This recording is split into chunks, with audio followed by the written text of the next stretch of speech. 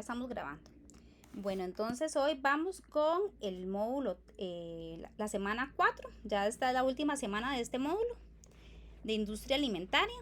Ya el siguiente va a ser más enfocado en la parte de calidad, como el que vimos la vez pasada, pero en la calidad ya enfocada a específicamente el área de industria alimentaria. Entonces, hoy está muy bonita la clase, vamos a irla viendo.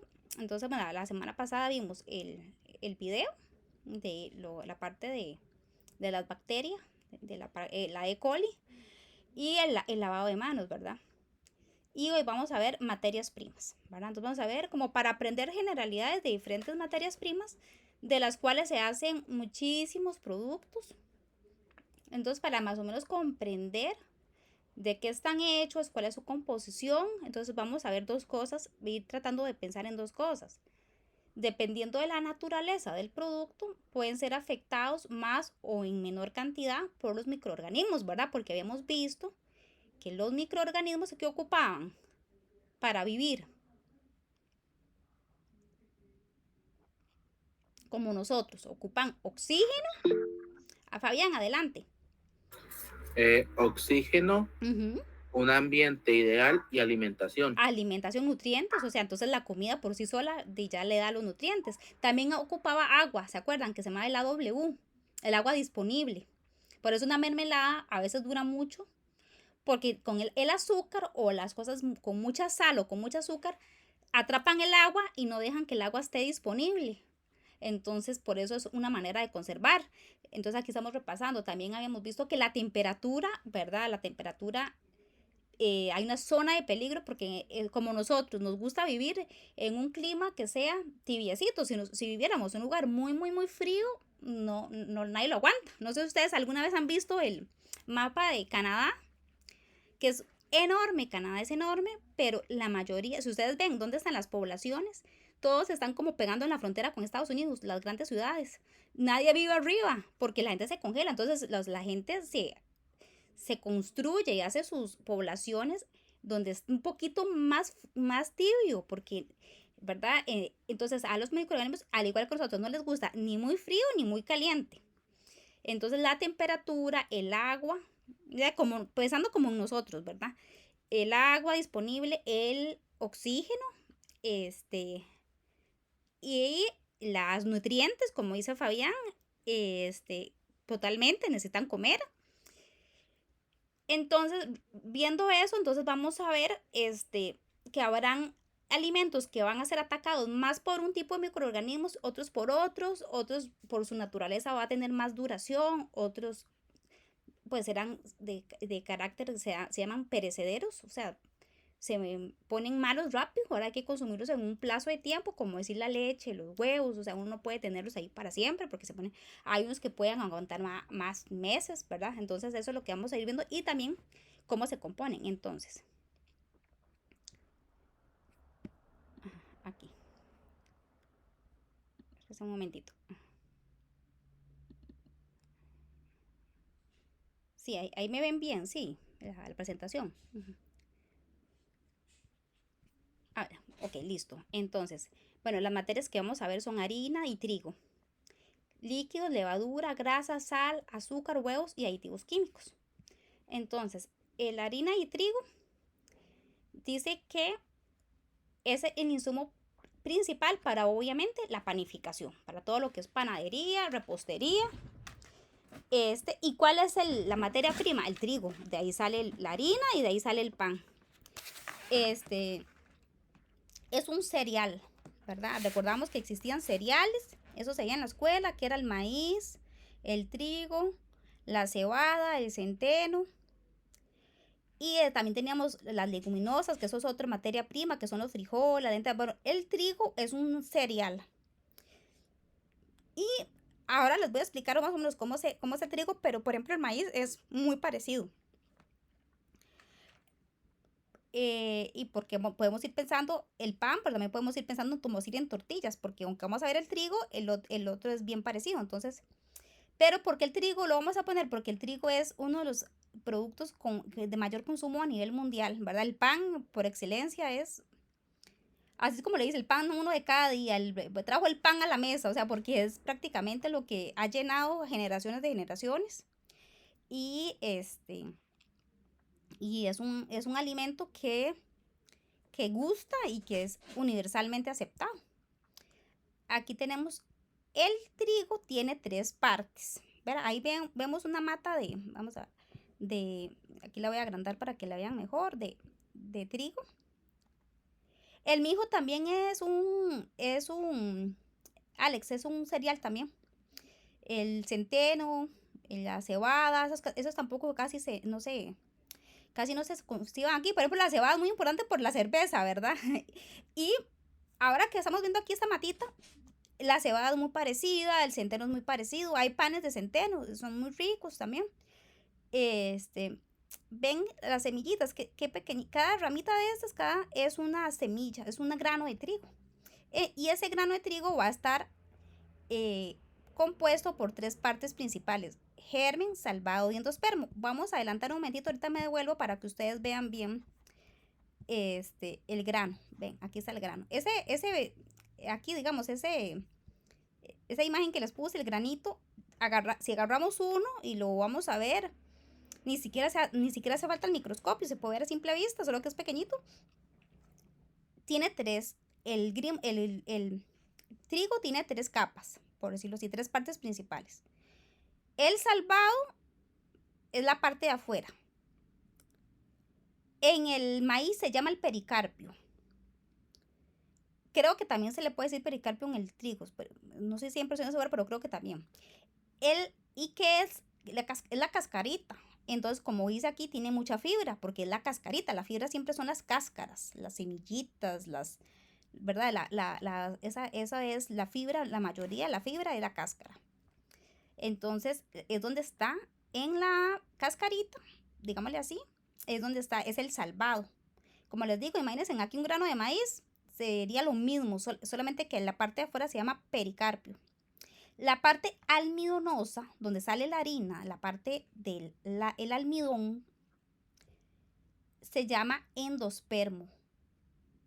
Es casi toda la mayor parte del trigo, es todo esto que está aquí de blanco. Y la parte más pequeñita es el germen, es donde están las grasas. De aquí se sacan aceites. Por ejemplo, el aceite de maíz sale del germen, la grasa. Entonces, pero la harina, digamos, la parte blanca se obtiene de aquí. Entonces es como para que ustedes vean cómo está ¿Cuál es la diferencia, por ejemplo, entre un pan integral o una harina integral y una harina refinada, blanca? Que a la refinada le vamos a quitar todo esto, la cascarita. Por eso queda blanca, porque, ven, el endospermo es blanco. Entonces, la parte cafecita se le quita. Entonces, ¿por qué se quita? Porque a la mayoría de la gente le gusta refinada. Es más suavecita, es muy vistosa, y es la costumbre, ¿verdad? Pero ahora está de moda, una buena moda, que es... Ok. ¿Cómo se llama? Lo que se llaman las harinas integrales o el pan integral. Se deja parte o todo el salvado, que es donde está la fibra. Entonces es más saludable, porque la fibra hace que el cuerpo no procese tan rápido todo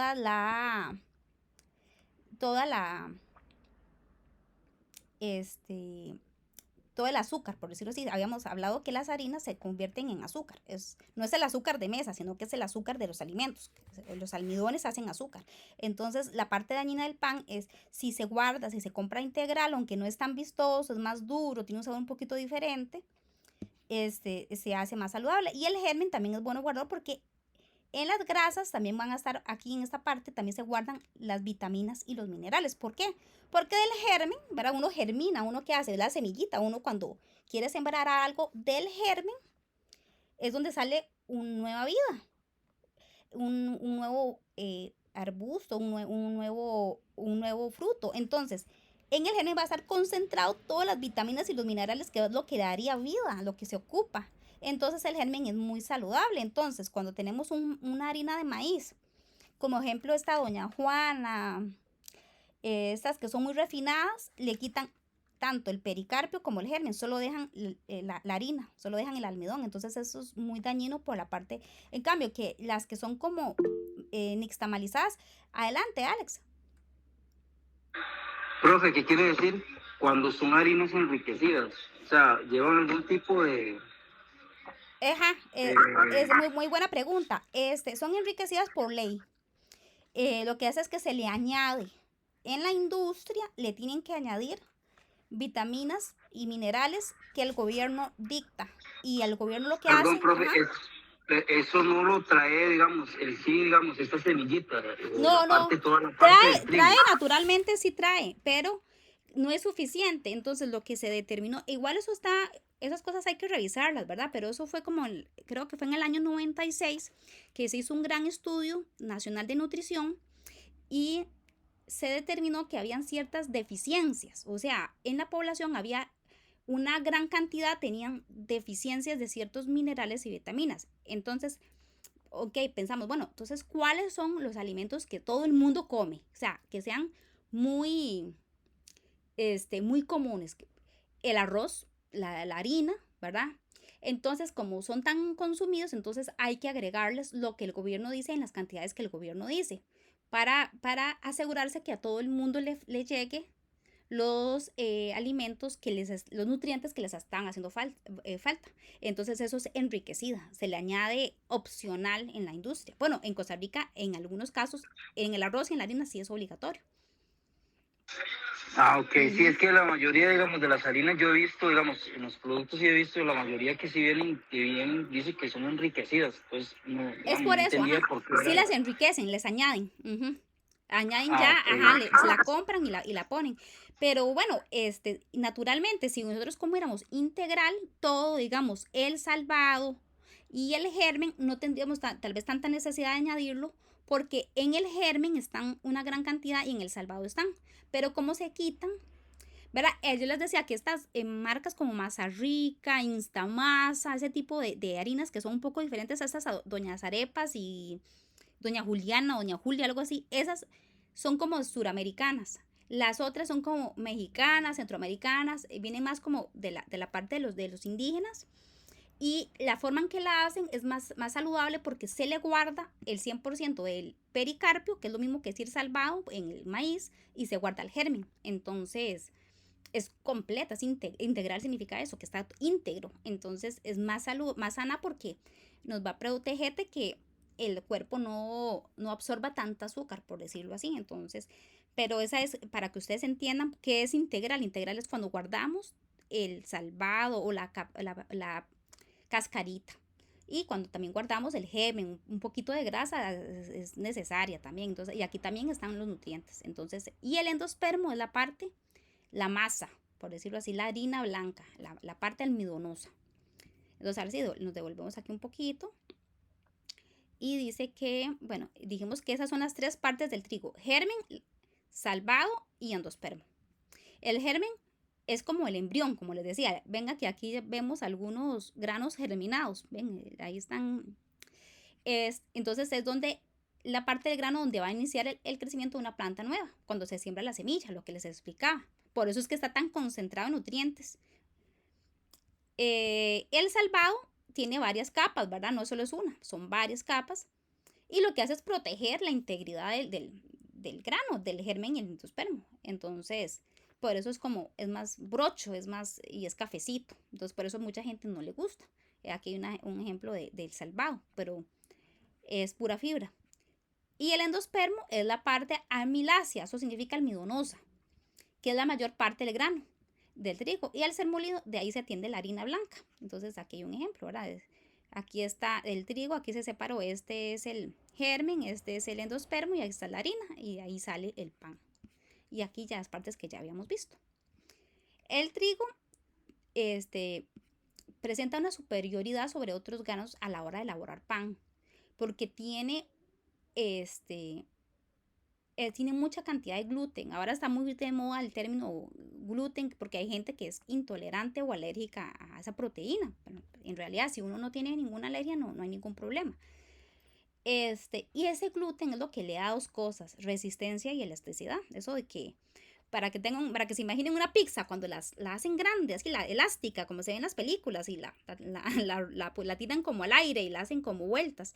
Eso es por el gluten que le da esa elasticidad, y eso también hace entonces que el pan se hinche cuando se cocina, crezca y saca esos aromas deliciosos. Eso es gracias al gluten. El gluten es muy deseable en ese sentido, ¿verdad? Obviamente si una persona es intolerante, ahí es más bien indeseable, pero hablando para la mayoría de la gente, entonces por eso el trigo es el grano por excelencia que más se ha utilizado, ¿verdad? Para hacer pan. ¿Verdad? El centeno y la cebada también tienen gluten, pero creo que no tienen en tanta cantidad, pero también tienen gluten. Pero por eso el trigo es el que más se usa.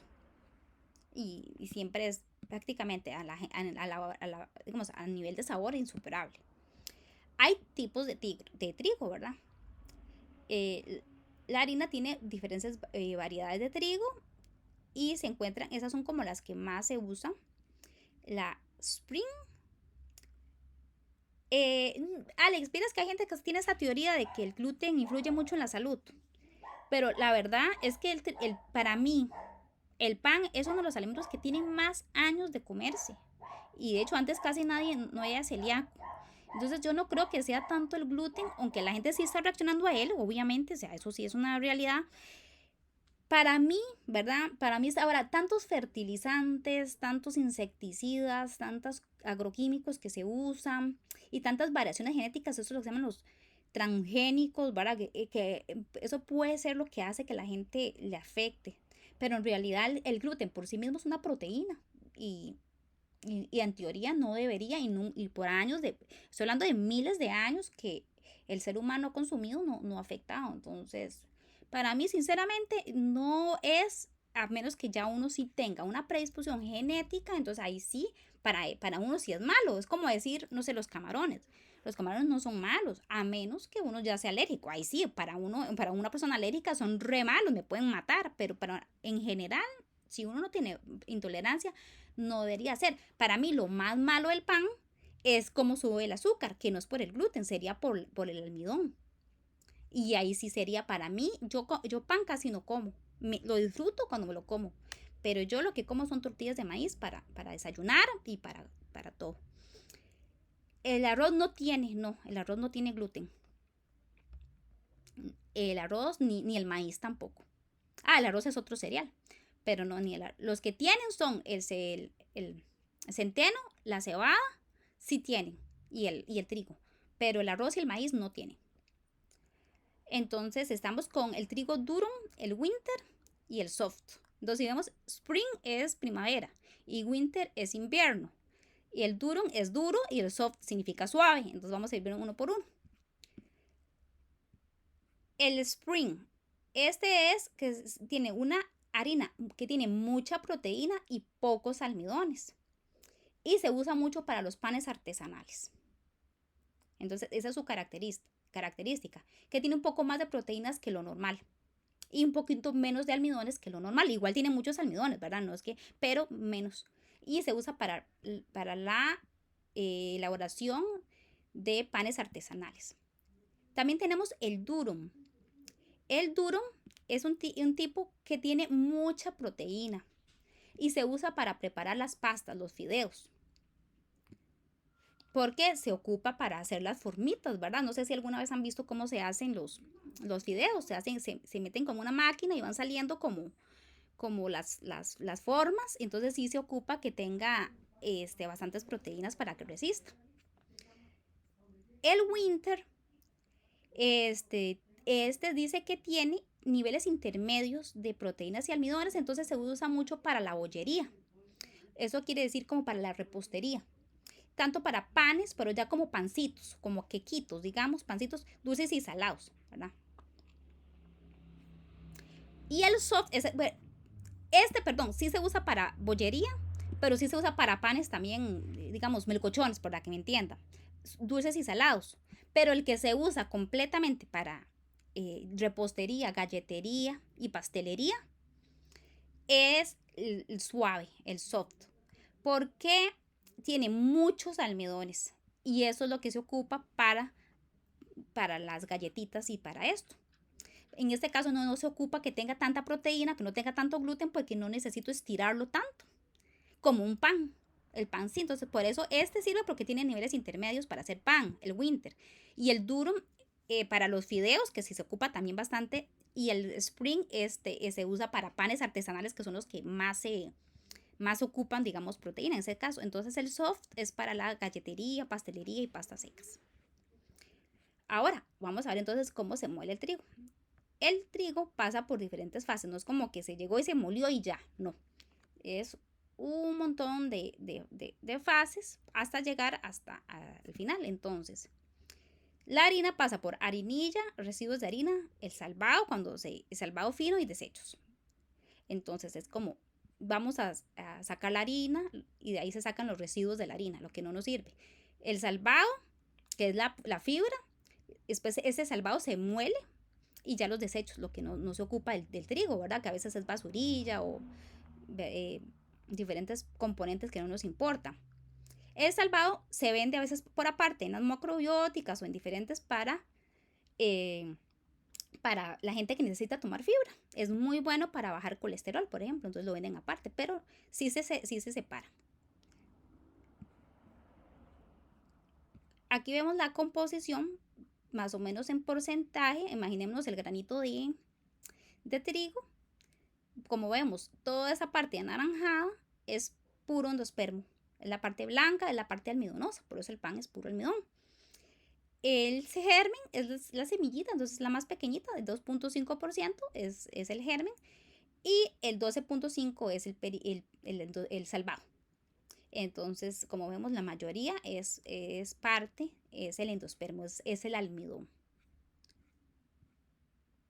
Entonces dice que cuando se hace esta molienda, se van a sacar varios productos, ¿verdad? Es bastante rentable porque si vemos aquí de desecho es del 0,2 al 2%, o sea, la mayoría del producto se aprovecha, al 98% o más, hasta el 99% se aprovecha. La harina es lo que más va a darnos, que es de un 75 a un 78%, la mayoría de lo que vamos a obtener. ¿Por qué? Porque la mayoría es el endospermo. Si la mayoría es el endospermo, entonces la mayoría va a ser harina, porque la harina es la que se ocupa es específicamente el endospermo. También salen harinas finas, que son las más refinadas, las que se usan para repostería, que es del 2.5 al 3%. Y el salvado y salvados finos va del 20 al 22%, que es la cascarita. La harina es el producto derivado de la molienda del grano de trigo. Entonces, ¿qué es cuando uno habla de la harina? Entonces, la harina es el resultado de haber molido ese grano de trigo. Entonces, eso es harina. Y se usa para panaderías y también para pastelería o repostería.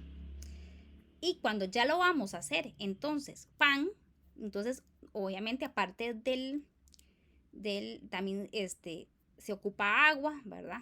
Para la elaboración. Entonces, la harina tiene agua, gluten, que es la proteína del trigo, almidón, grasas, si por ahí viene un poquito todavía siempre el germen, celulosa es parte del salvado, que es como la fibra, y ceniza, eso es lo que tiene, siendo la mayor el almidón, ¿verdad? Siendo el predominante el almidón. Entonces, antes habíamos visto lo que era el spring, el winter, el durum y el soft, eran tipos de trigo, variedades, ¿verdad? De las plantas de trigo, que hay varias plantas. Pero ya no importa de dónde venga el trigo, las harinas, ya la harina, no el trigo, la harina se va a dividir en 3 tipos de harina más famosas. La fuerte, la semifuerte y la débil. Yo no sé si aquí hay algún panadero en la clase. Ninguno. Bueno, vamos con la harina fuerte. Vamos a ir viendo una por una. La harina fuerte Es el producto resultante de la molienda del grano de trigo y su color es el más blanco. La fuerte, por ejemplo, se usa mucho para panes, para pizza. Bueno, también la semifuerte, es que todas se pueden usar para todo, pero para los panes artesanales se usa mucho la fuerte. De hecho, que a veces no se consiguen todas en el supermercado, por eso le preguntaba si alguien trabajaba en alguna rama de la panificación, porque cuando ya tenemos una empresita de hacer panes o de repostería, entonces uno tiene, sí les venden a las reposterías específicamente harinas que tal vez no se encuentran en eso, pero a uno le venden aquí la toda multiusos, que sirve como para todo. Pero si uno ya tiene esa especialización, pues sí se va a ocupar harinas diferentes para diferentes usos, porque va a tener uno un mejor producto. Entonces, la harina semifuerte es el producto obtenido de la molturación de las sémolas. Las sémolas también es una parte, digamos, eso de la harina. También es blanca. Y la débil es la harina de varias moliendas de menor calidad y un poco más oscuras. Composición de la harina de trigo por variedad de trigo. Entonces, harina de trigo duro y harina de trigo blando. Entonces, ¿se acuerdan que teníamos tipos de trigo? Lo que les decía, el durum, el soft, el winter y entonces, dependiendo también de la variedad del maíz, del trigo, también puedo tener entonces otro tipo de harina. Entonces, si del trigo durum, tengo harina trigo duro, y del trigo de la variedad del trigo soft, de esa planta soft, obviamente tengo harina de trigo blando. Entonces, la harina de trigo duro se obtiene a partir de los trigos rojo duro de invierno y primavera. Se utiliza mayormente en productos como el pan, dada la cantidad porque tiene muchas proteínas, sobre todo gluten, que es el que ocupamos.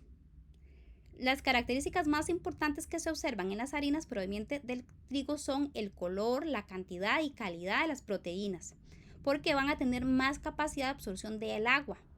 Y lo más importante es que van a retener el gas cuando se fermenta.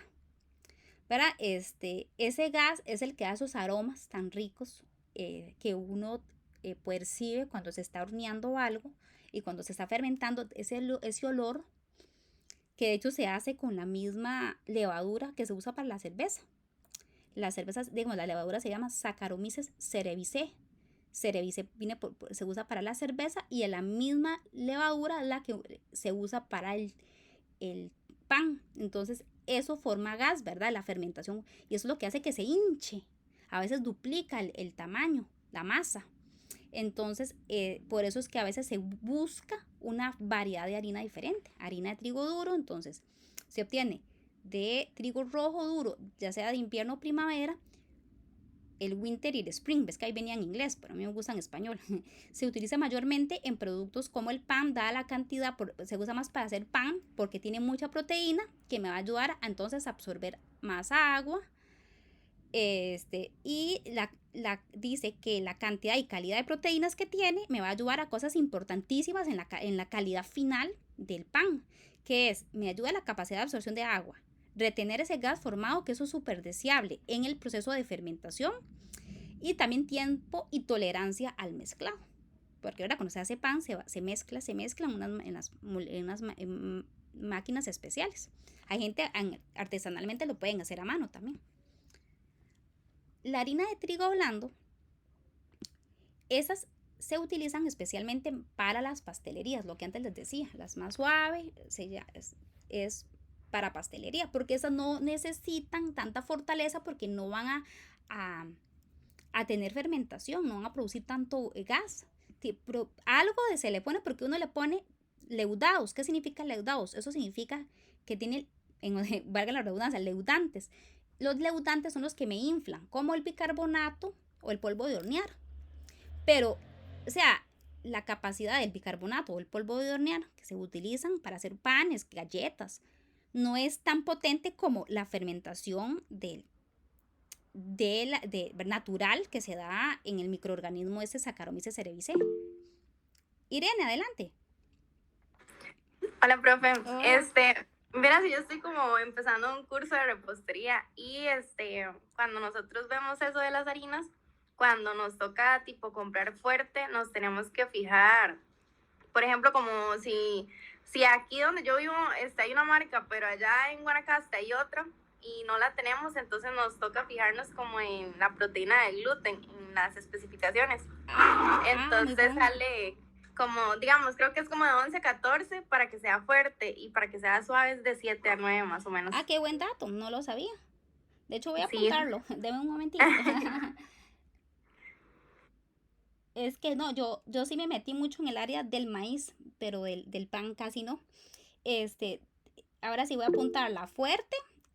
¿Cuál era? ¿Me puede repetir? Claro, la fuerte es como de 11 a 14, tiene que estar en ese rango para que se clasifique fuerte. Y la débil es de 7 a 9, de 7 a 9. más o menos. Eso de si alguien está interesado en esto, ¿verdad? Yo les digo que deberían de apuntar ese tip, está muy bueno.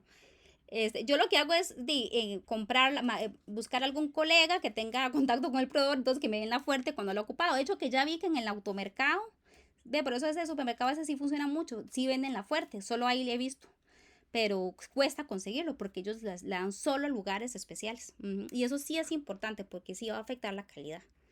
O sea, es que a veces uno lo que quiere es que sea suavecito, crujiente, que se dore, a veces uno lo que quiere es que se estire, que crezca, entonces dependiendo de lo que uno quiera, sí es importante, va a afectar totalmente, o sea, un pan de harina, con harina, digamos, de trigo blando, un melcochón no va a estirar, va a quedar así un bollillo todo flaquito y eso nadie lo va a querer, entonces sí va a afectar.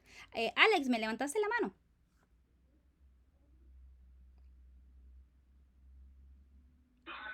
Profe, no, lo que quería era, consulta era es que, digamos, existen dos tipos de harina para, uno especial para pan y otro para, qué sé yo, ¿qué te producto es?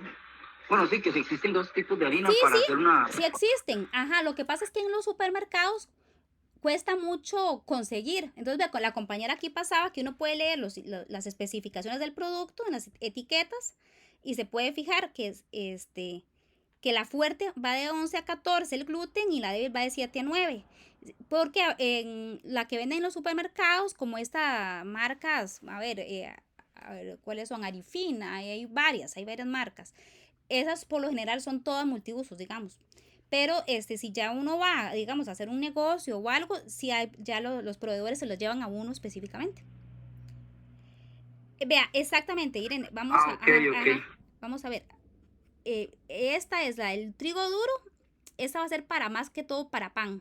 Porque como tiene más gluten, me va a dar más elasticidad, me va a absorber más agua y me va a retener el gas. Y eso es lo que yo necesito para que crezca.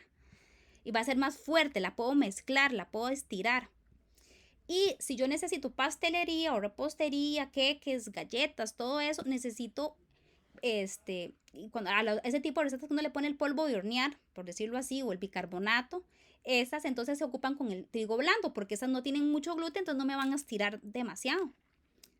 Entonces, eso es importante saberlo porque si hay una diferencia, como les decía, en calidad y en producto final, es totalmente diferente. Entonces, aquí viene lo mismo.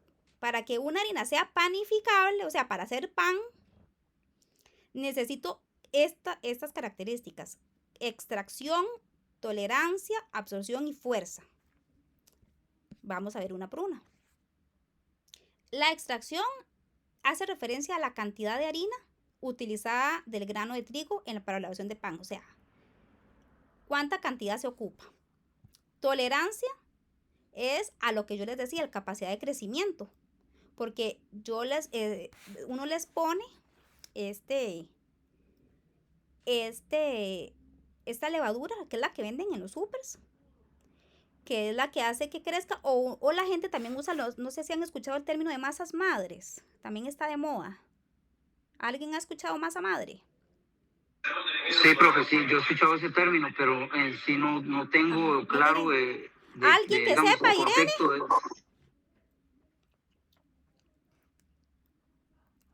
Irene, ¿ha visto algo de las masas madres? Más o menos que es como entre harina y agua y hay que dejarla reposar para que desarrolle las levaduras y las bacterias. Exacto. Entonces, la masa madre, para que sepan, es, nosotros hacemos como decir una masa, digo, la harina con el agua y la sal, y se deja ahí solita. No, solo harina y agua, no hace falta sal, solo harina y agua, y se deja. Y él solito va a ir agarrando las levaduras del aire. Recordemos que estamos rodeados de miles de microorganismos en el aire, en el ambiente, en las superficies, hay levaduras naturales. Entonces, la masa madre se va alimentando de las levaduras naturales y van produciendo, van fermentando, van haciendo como burbujitas y va creciendo de tamaño. Y entonces, en lugar de comprar la levadura en el súper, yo le pongo un poquito de esa masa madre que yo misma hice, digamos, eso seguramente es como una semana haciéndose, y entonces va a ser más rico el sabor y es más saludable también. Pero a nivel de sabor es delicioso porque no es el sabor artificial, bueno, aunque no es artificial, pero es como estandarizado, siempre es el mismo pan, siempre es el mismo olor, porque es la misma cepa de bacteria que se compra. En este caso, como son levaduras del ambiente, entonces pueden ser sabores como muy particulares, muy originales.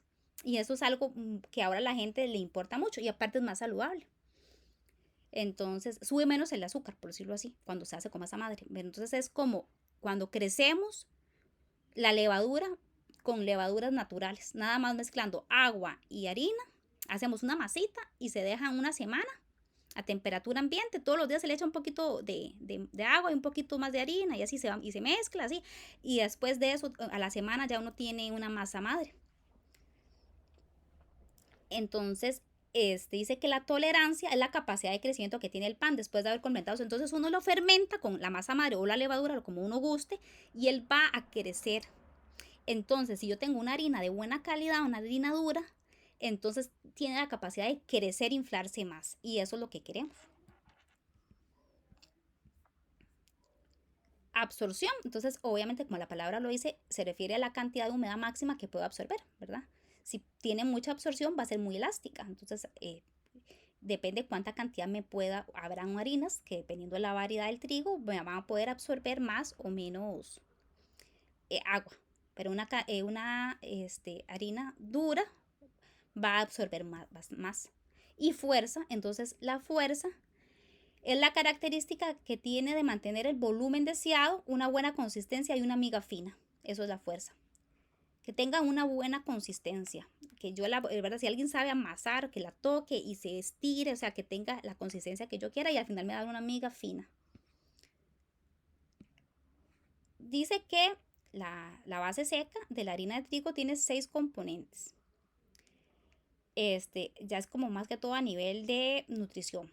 El almidón, que es la harina, ¿verdad? Que digo que sí, que es la parte, que es donde está el azúcar, por decirlo así, es el almidón, que es la mayoría, como vimos. Proteínas de reserva, que es el gluten. Pentosanos, que son polisacáridos, o sea, son azúcares un poco más sencillos que el almidón, más simples. Lípidos, que significa grasas. Proteínas hidrosolubles, que son otro tipo de proteínas, además del gluten, que se disuelven en el agua, por eso se llama hidrosolubles. Y compuestos inorgánicos, que esos son las cenizas o los minerales también, le podemos decir minerales. Entonces vamos a ir viendo uno por uno. El almidón, como lo decimos, es la principal parte de cualquier harina, de cualquier tipo. Tiene un 65%, hay unos que tienen más, de hecho. Está compuesto por amilosa y amilopectina. Entonces, el almidón tiene a su vez, o sea, el almidón es una molécula, por decirlo así, que tiene 2 partes. Entre dos tipos de compuestos me hacen el almidón. Amilosa y amilopectina. La amilopectina es el 73% y la amilosa es el 23%. La función es de relleno, porque esa es la masa, prácticamente. El almidón es la masa. Y al aumentar la viscoelasticidad de la masa, entonces es la que me da también la viscosidad y elasticidad. Posee una influencia crítica durante el horneado porque se gelatiniza, así como en su almacenamiento por el endurecimiento del pan. El almidón, ustedes han visto que si uno compra un pan se pone duro a los días. Eso es por el almidón. Yo creo que específicamente era la amilopectina el que hacía eso, pero bueno, al final uno dice almidón porque la amilopectina es parte del almidón. El almidón, como les digo, tiene dos partes, amilosa y amilopectina.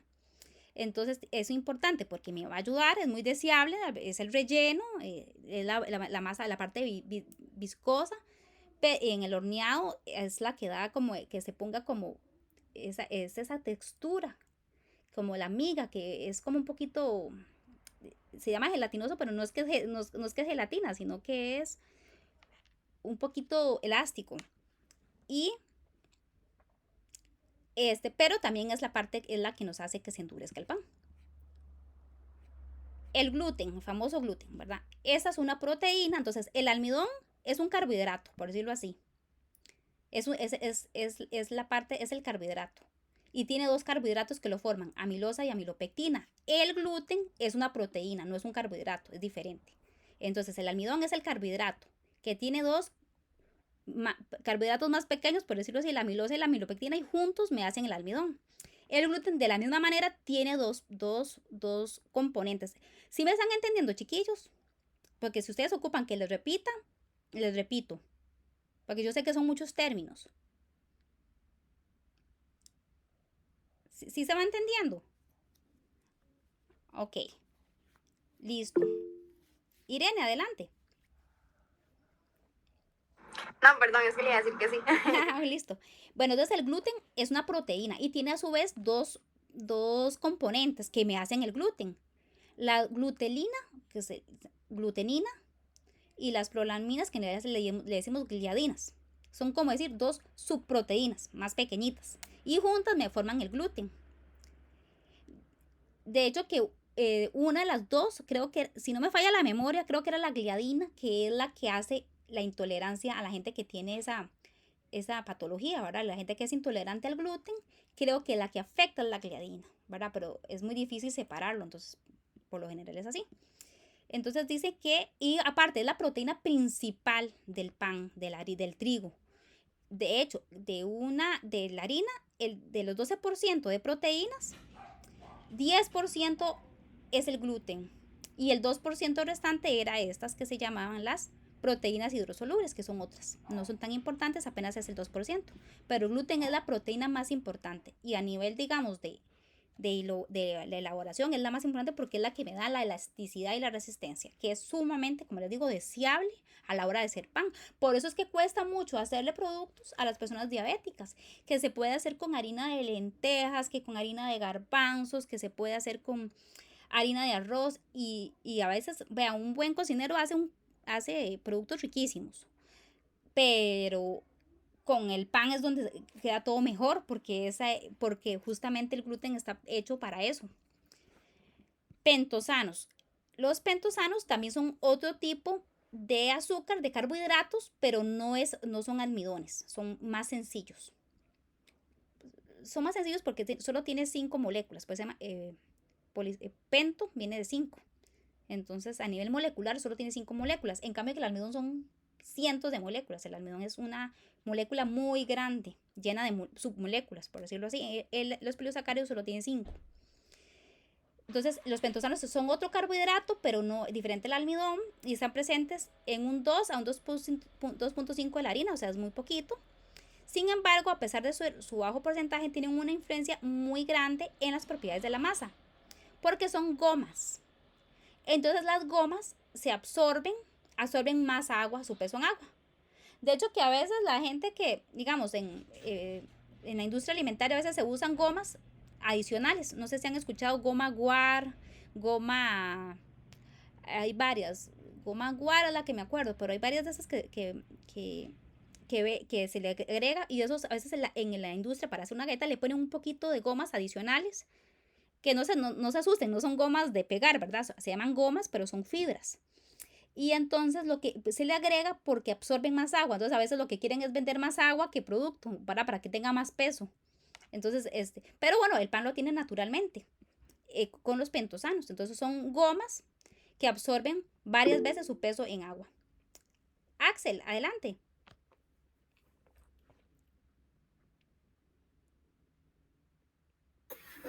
Hola, buenas noches, ¿se me escucha? Sí, adelante.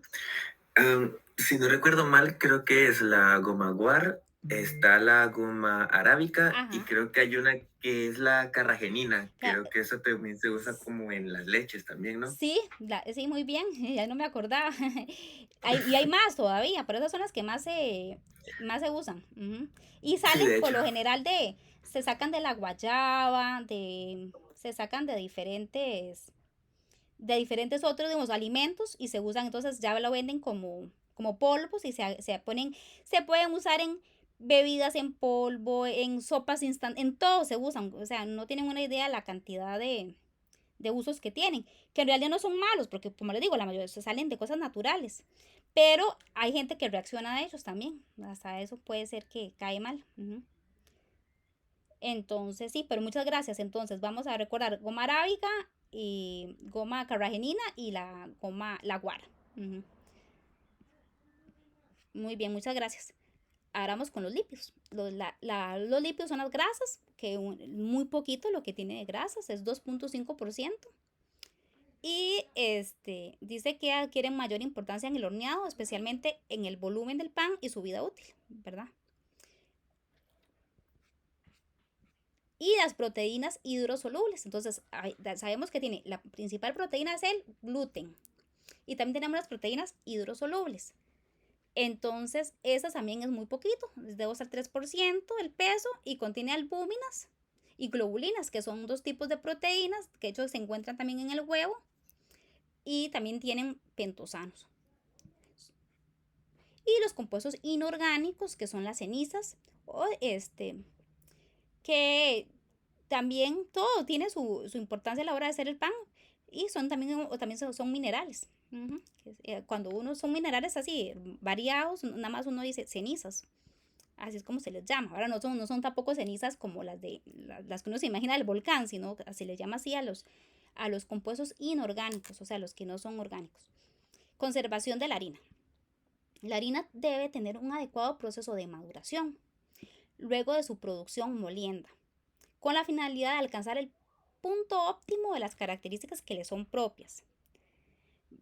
El tiempo de maduración de la harina va a depender de varios factores, dependiendo de la variedad del trigo, del tiempo de elaboración y de la conservación del trigo y la harina.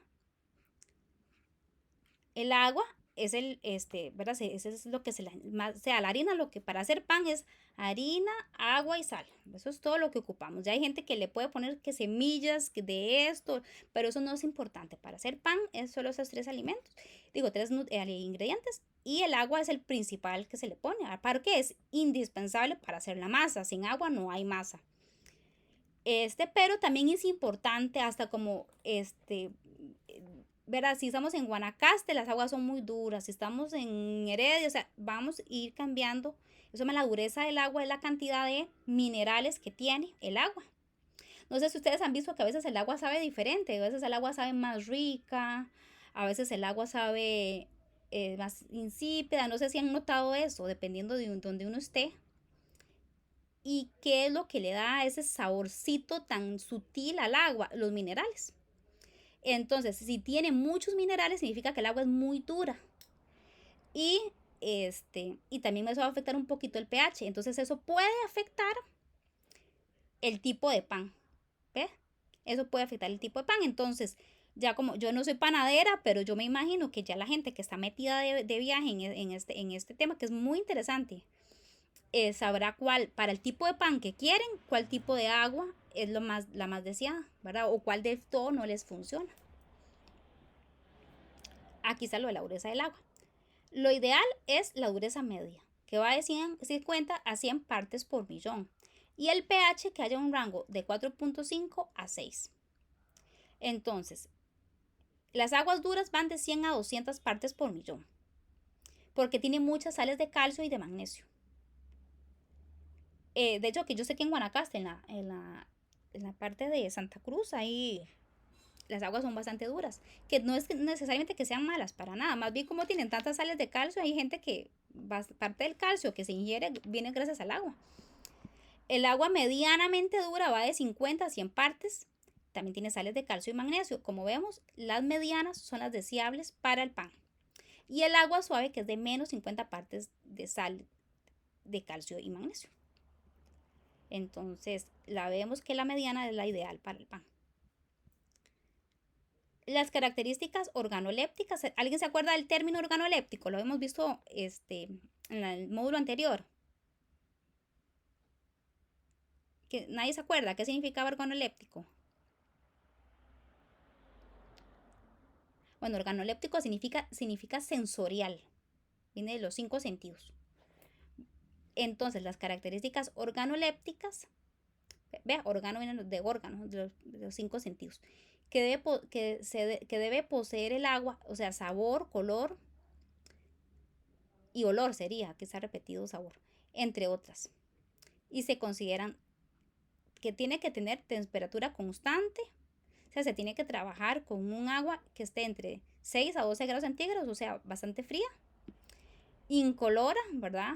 Que es lo deseable del agua de todas maneras, que no tenga ningún sabor residual, ¿verdad? A veces les ponen mucho cloro y eso la arruina, ¿verdad? Evidentemente.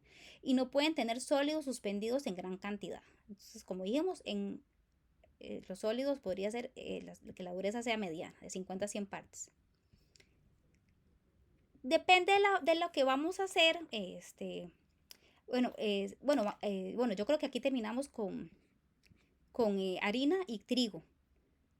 Si alguien tiene una duda, vamos a pasar ahora con leche. ¿Ninguna duda? Entonces, bueno, vamos a empezar con leche. Dice que la leche, dependiendo del tipo de formulación, para la elaboración de distintos productos, se suele trabajar con leche de vaca, así como sus derivados. Entonces, obviamente, primero empezamos con el trigo, pero también la leche es uno de los productos, una de las materias primas más importantes, porque con la leche se van a hacer un sinfín de productos. Entonces, tenemos tipos de leche. Líquida y fresca, ¿verdad? Líquida descremada. Entonces, la diferencia es que se le quitó la grasa. Des significa sin, cremada la crema. Entonces, sin grasa. Que en algún momento se puso muy de moda para bajar de peso y esto, pero sinceramente, para mí es una gran pérdida porque en la grasa de la leche, que no es tanta tampoco que es lo que tiene, hay un montón de vitaminas y de nutrientes. Y si le quitamos la grasa, entonces estamos dejando solamente el azúcar, por decirlo así, los carbohidratos. Y obviamente no es bueno tomar solo una bebida llena de carbohidratos. O sea, si hay una composición de otros, el cuerpo lo absorbe mejor. Tenemos leche en polvo, entera. Y aquí faltan más, ¿verdad? También están deslactosada, que es sin lactosa, deslactosada. También tenemos leche en polvo, entera, que esa es como la pinito, que es, o sea, la leche entera significa con la grasa, no se le quita mayor cantidad de grasa. Eso significa, para que sea entera, tiene que tener por lo menos 4% de grasa. Y si ustedes tuvieran vacas, por lo general sale hasta más grasosa. Cuando uno tiene, digamos, uno puede ordeñar la vaquita, sale más. Leche en polvo descremada, que a veces se ocupa para algunos, por ejemplo, para el yogur se ocupa que sea descremada, sí se le debe añadir un poquito. El suero líquido, que el suero es, como para que tengan una idea, es una parte muy grande de la leche, es donde está una gran cantidad de proteínas, están ahí en el suero, y es cuando ustedes compran queso fresco, ustedes ven que hay como un liquidito que sale, un liquidito como amarillito, eso es el suero. Entonces el suero lo venden líquido y lo venden también en polvo descremado. Mucha gente que hace deporte y quiere suplementarse con proteína, entonces compran suero en polvo, descremado sin grasa, leche entera evaporada, leche descremada evaporada, leche condensada entera endulzada, leche condensada descremada. Y como les digo, faltan aquí, hay un sinfín de tipos de leche, como les digo, deslactosada, semi descremada, que esa es la que venden en mayor cantidad, que esa es la que tiene la grasa al 2%, y y ahí, bueno, cada vez hay más subdivisiones, ¿verdad? Entonces, como les decía, el suero es ese líquido que le sale al queso, ese es el suero, es una parte muy importante de la leche, pero para hacer queso, obviamente no es deseable, y entonces muchas veces cuando se hace queso se bota una cantidad de suero que ustedes no se da lástima, porque uno sabe que ahí está toda la proteína de la leche, y eso se bota en muchas queserías, porque ellos no dan o sea, para ellos no hay ningún uso, ¿verdad? Entonces ahora se usa para aprovecharlo, entonces se hace en polvo. Entonces dice, el suero es un producto lácteo que se obtiene como derivado del proceso de elaboración del queso. Es el resultado cuando vamos a separar la caseína, que es la principal proteína de la leche. Entonces recordémonos de la caseína. Ahora dijimos que la principal del trigo era el gluten, ¿verdad? Ahora la principal de la leche se llama la proteína, ¿verdad? Caseína. Entonces cuando vamos a separar la caseína y la grasa, va a salir, como decir, el suero. En comparación de la leche entera, el suero posee casi la mitad de los sólidos y una tercera parte de las proteínas, bastantes proteínas, como les decía, y cumple una función de agente suavizador de la masa por su bajo contenido en proteínas, y aquellas que lo conforman son principalmente lactoalbúminas. La leche en polvo descremada, bueno, entonces, ¿cómo se hace? Bueno, entonces nosotros tenemos leche, primero se tiene que quitar la grasa, se separa, y entonces a ese líquido se va a pulverizar. Estos son como unos tanques enormes, y ahí se pone la leche y le ponen una temperatura tan alta que se evapora toda el agua de la leche. Entonces lo que me queda es la parte sólida. Así es como se hace la leche en polvo. Por eso es tan cara, porque imagínense que es evaporar el agua y dejar solamente, digamos, se deja la lactosa, la proteína, la parte, digamos, los sólidos que están ahí disueltos en el agua.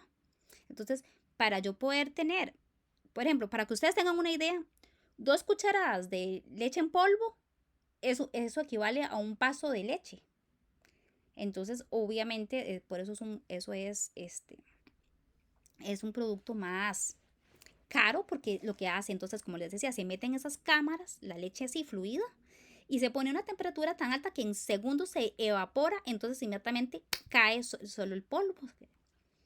Y entonces después de eso, se dice que mediante un sistema de rodillos o de aspersión hay maneras diferentes de destacarlo, y tiene varias funciones: valor de amortiguación, suavizador, reacción de calor, absorción, cuerpo de elasticidad y nutrición. Vamos a ir explicando cada una de estas una por una. Valor de amortiguación. Esta leche es capaz de producir un efecto amortiguante o tampón, puesto que controla cambios bruscos en la acidez de la masa durante el proceso de fermentación. Entonces, como decir, amortigua la leche, como no es tan ácida. Entonces a veces se pone porque va a evitar que se ponga muy ácido, porque en la fermentación las masas, por ejemplo, si yo le quiero agregar a un pan, las masas se van a acidificar. Por eso estos panes de pasa madre hay gente que no les gusta porque son muy ácidos, tienen ese sabor. Entonces él amortigua que no sea tan ácido, ¿verdad? Dependiendo de la función para donde lo vaya a usar. La leche, aquí los ejemplos vienen como en función cuando se van a hacer queques o repostería o panes con leche. Pero eso aplica a cualquier otro producto que tenga leche, que es, ¿verdad? Muchos otros productos también ocupan leche. Tiene lactosa y lactoalbúmina, y entonces esto lo que hace es suavizar. Entonces hay panes que tienen leche, entonces van a ser más suavecitos. Reacción al calor. La lactosa, que es el principal azúcar de la leche, dijimos que el principal proteína de la leche es la caseína.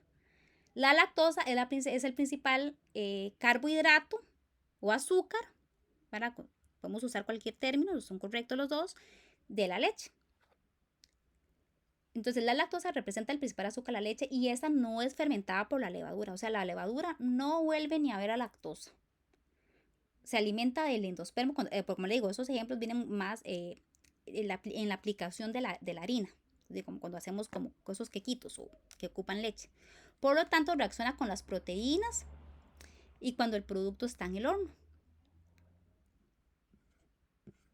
Absorción. Cuenta con propiedades de retención de agua superiores. La absorción que presenta la masa es de 1% por cada 1% de leche en polvo descremada si se adiciona a la formulación. Entonces me va a dar más capacidad de absorción que a la hora de elaborar panes y eso es súper deseable. Como les decíamos, entre más podamos absorber mejor y a veces eso también va a dar elasticidad. La caseína, que dijimos que era la principal proteína de la leche, la cual se encuentra en gran cantidad en la leche en polvo descremada, fortalece la masa, por lo que provee más cuerpo y elasticidad de la miga.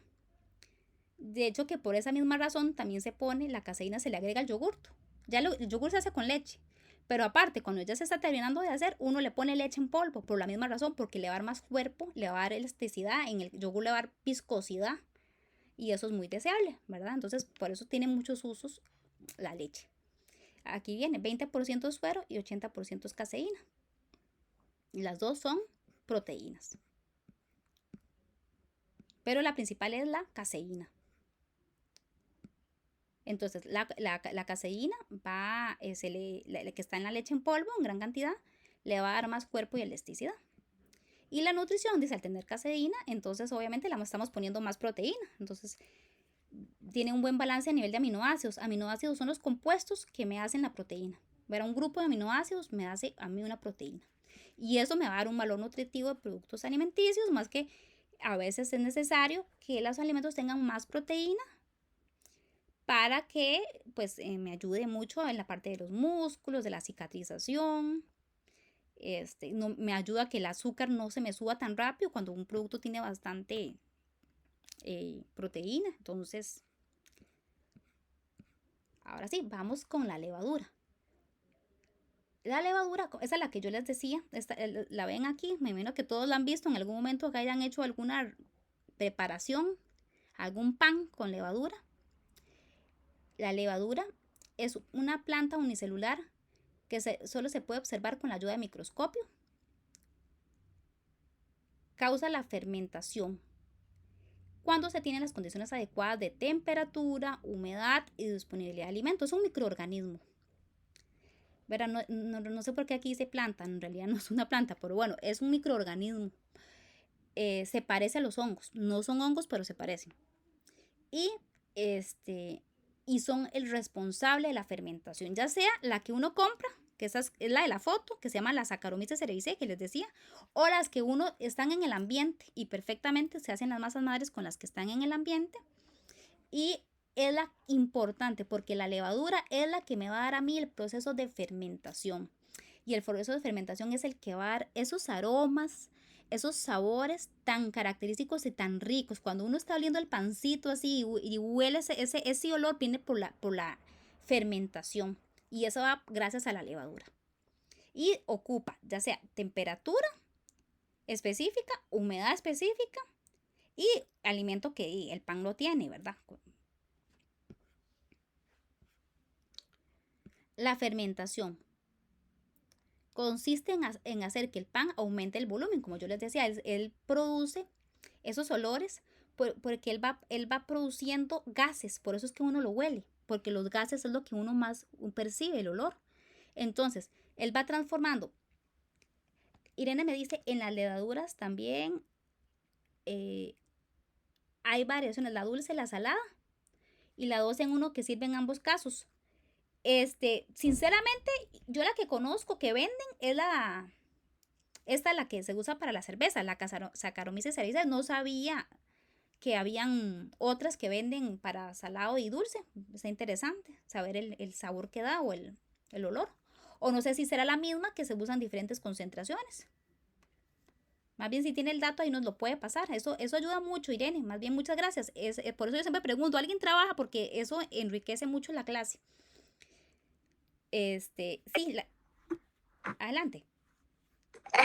Sí, ahí digamos, en lo que son para panes, y igual recetas, hay para dulces, para salados y la 2 en 1, digamos, hasta las que venden en la pool se supone que son 2 en 1, como para que usted las use para los dos. Sí, sí, la que Entonces, venden es esa, la que les digo, Saccharomyces cerevisiae, y sirve para los dos, pero ajá, no sabía que vendían específicos y debe ser muy, muy rico, debe ser muy interesante. sí, porque lo que hace es como aumentar el sabor, ya sea dulce o salado, Ah, qué básicamente. interesante. Muchas gracias, no sabía, de hecho, si sabe el nombre, me lo puede pasar. Sí, también para mí es nuevo, sinceramente, como les digo, las que yo conozco que venden a nivel de súper, hasta en las pulperías, esa es la de la cerveza. Y de hecho, si ustedes han hecho pan, eso huele a cerveza. Y es un olor muy rico, porque la cerveza también es un producto fermentado. Para mí los productos fermentados, aparte de que son tan saludables, a mí me encantan, son deliciosos porque son sabores y olores muy originales, muy, muy ricos. Pero no, muy, muy interesante. Entonces, eso es la fermentación, es el proceso en que esta levadura, que es un microorganismo, Irene, puede buscar la marca Ángela. Ah, bueno, puedo buscarlo ahora en la página de ellos. Muchas gracias. Es el proceso donde esta levadura va a empezar a comerse el almidón, ¿verdad? Porque ¿se acuerdan lo que les decía al principio de la clase? Los microorganismos son unos, por eso les hice el repaso, son como uno. Necesitan temperatura, oxígeno, agua y comida. Entonces ellos también, así como nosotros nos alimentamos del pan por el almidón que nos gusta, la levadura también.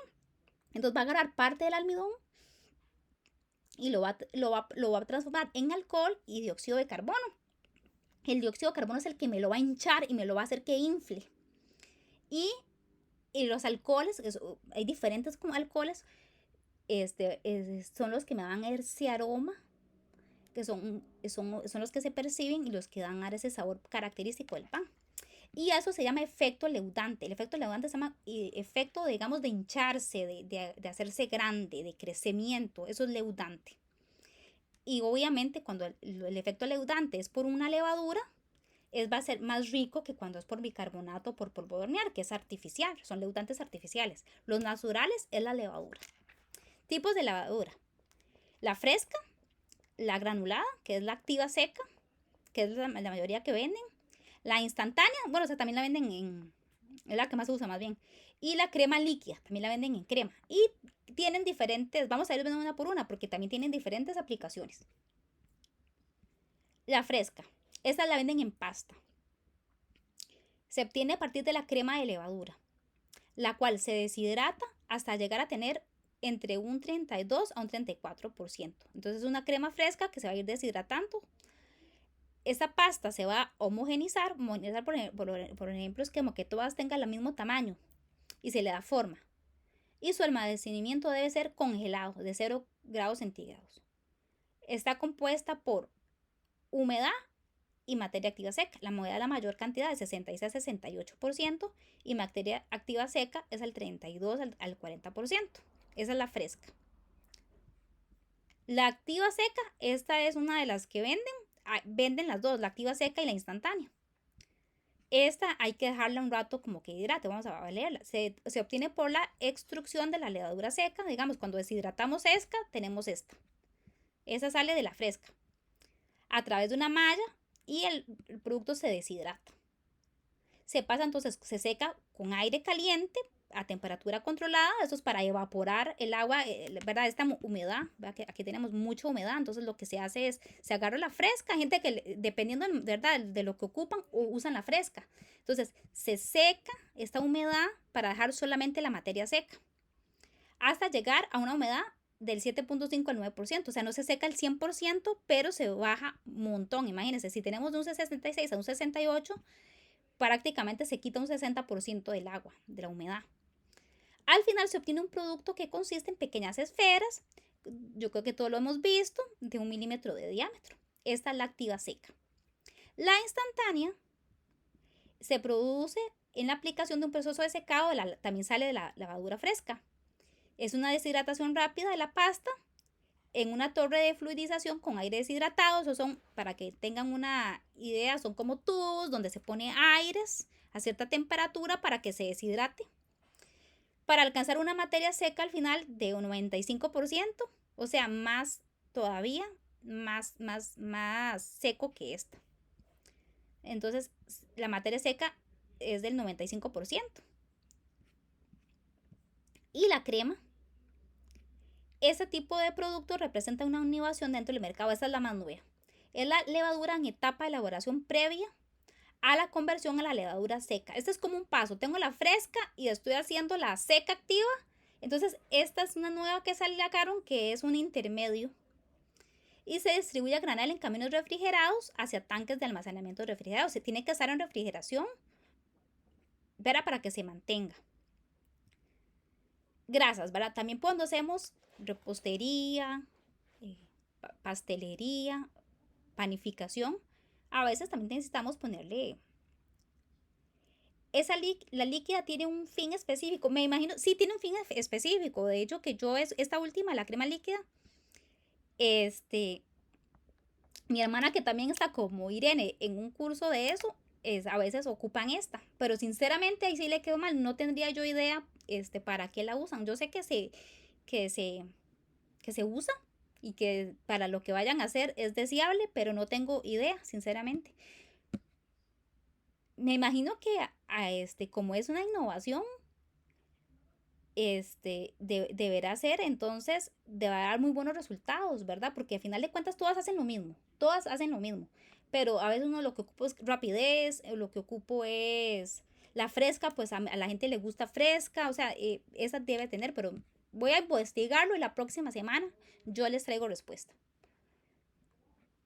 porque no tengo ni idea. Vamos con las grasas. Ahora sí, las grasas, obviamente todos los que hemos cocinado repostería necesitamos saber que a veces se echa aceite, se echa mantequilla, se echa margarina, se echa crema dulce, se echan diferentes grasas, ¿verdad? Entonces, las grasas principales que se van a usar para la panificación van a ser o aceites, o mantecas y margarinas. Y van a tener, dependiendo del producto que yo voy a hacer, diferentes funciones, ¿verdad? No es lo mismo un queque es húmedo, esos queques que son como húmedos, ocupan aceite, porque el aceite me lo va a mantener humectado, ¿verdad? Pero para un queque más sólido, un queque seco como de cumpleaños, yo sí ocupo o mantequilla o margarina, una mezcla de ambas, que se llama, por ejemplo, la lactocrema, que tiene mitad mantequilla y mitad margarina. Entonces, si yo quiero algo, por ejemplo, la costra de un pie,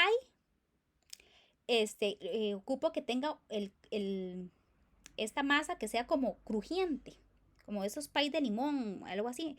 Entonces la manteca da un crujiente muy bueno o las margarinas también. Entonces, ¿cuál grasa se va a usar? Dependiendo de la función que yo tengo. Entonces aquí vamos a ver las diferentes grasas que se usan en la industria alimentaria. Aquí vamos a hacerlo también aplicándolo como a los queques de panificación, pero igual se usan para otros productos, ¿verdad? Clasificación. Según la fuente, esta es el indicador de las características que posee la grasa, las cuales a su vez la convierten en la más apropiada para una aplicación específica. Estándar, la manteca estándar. Manteca hidrogenada.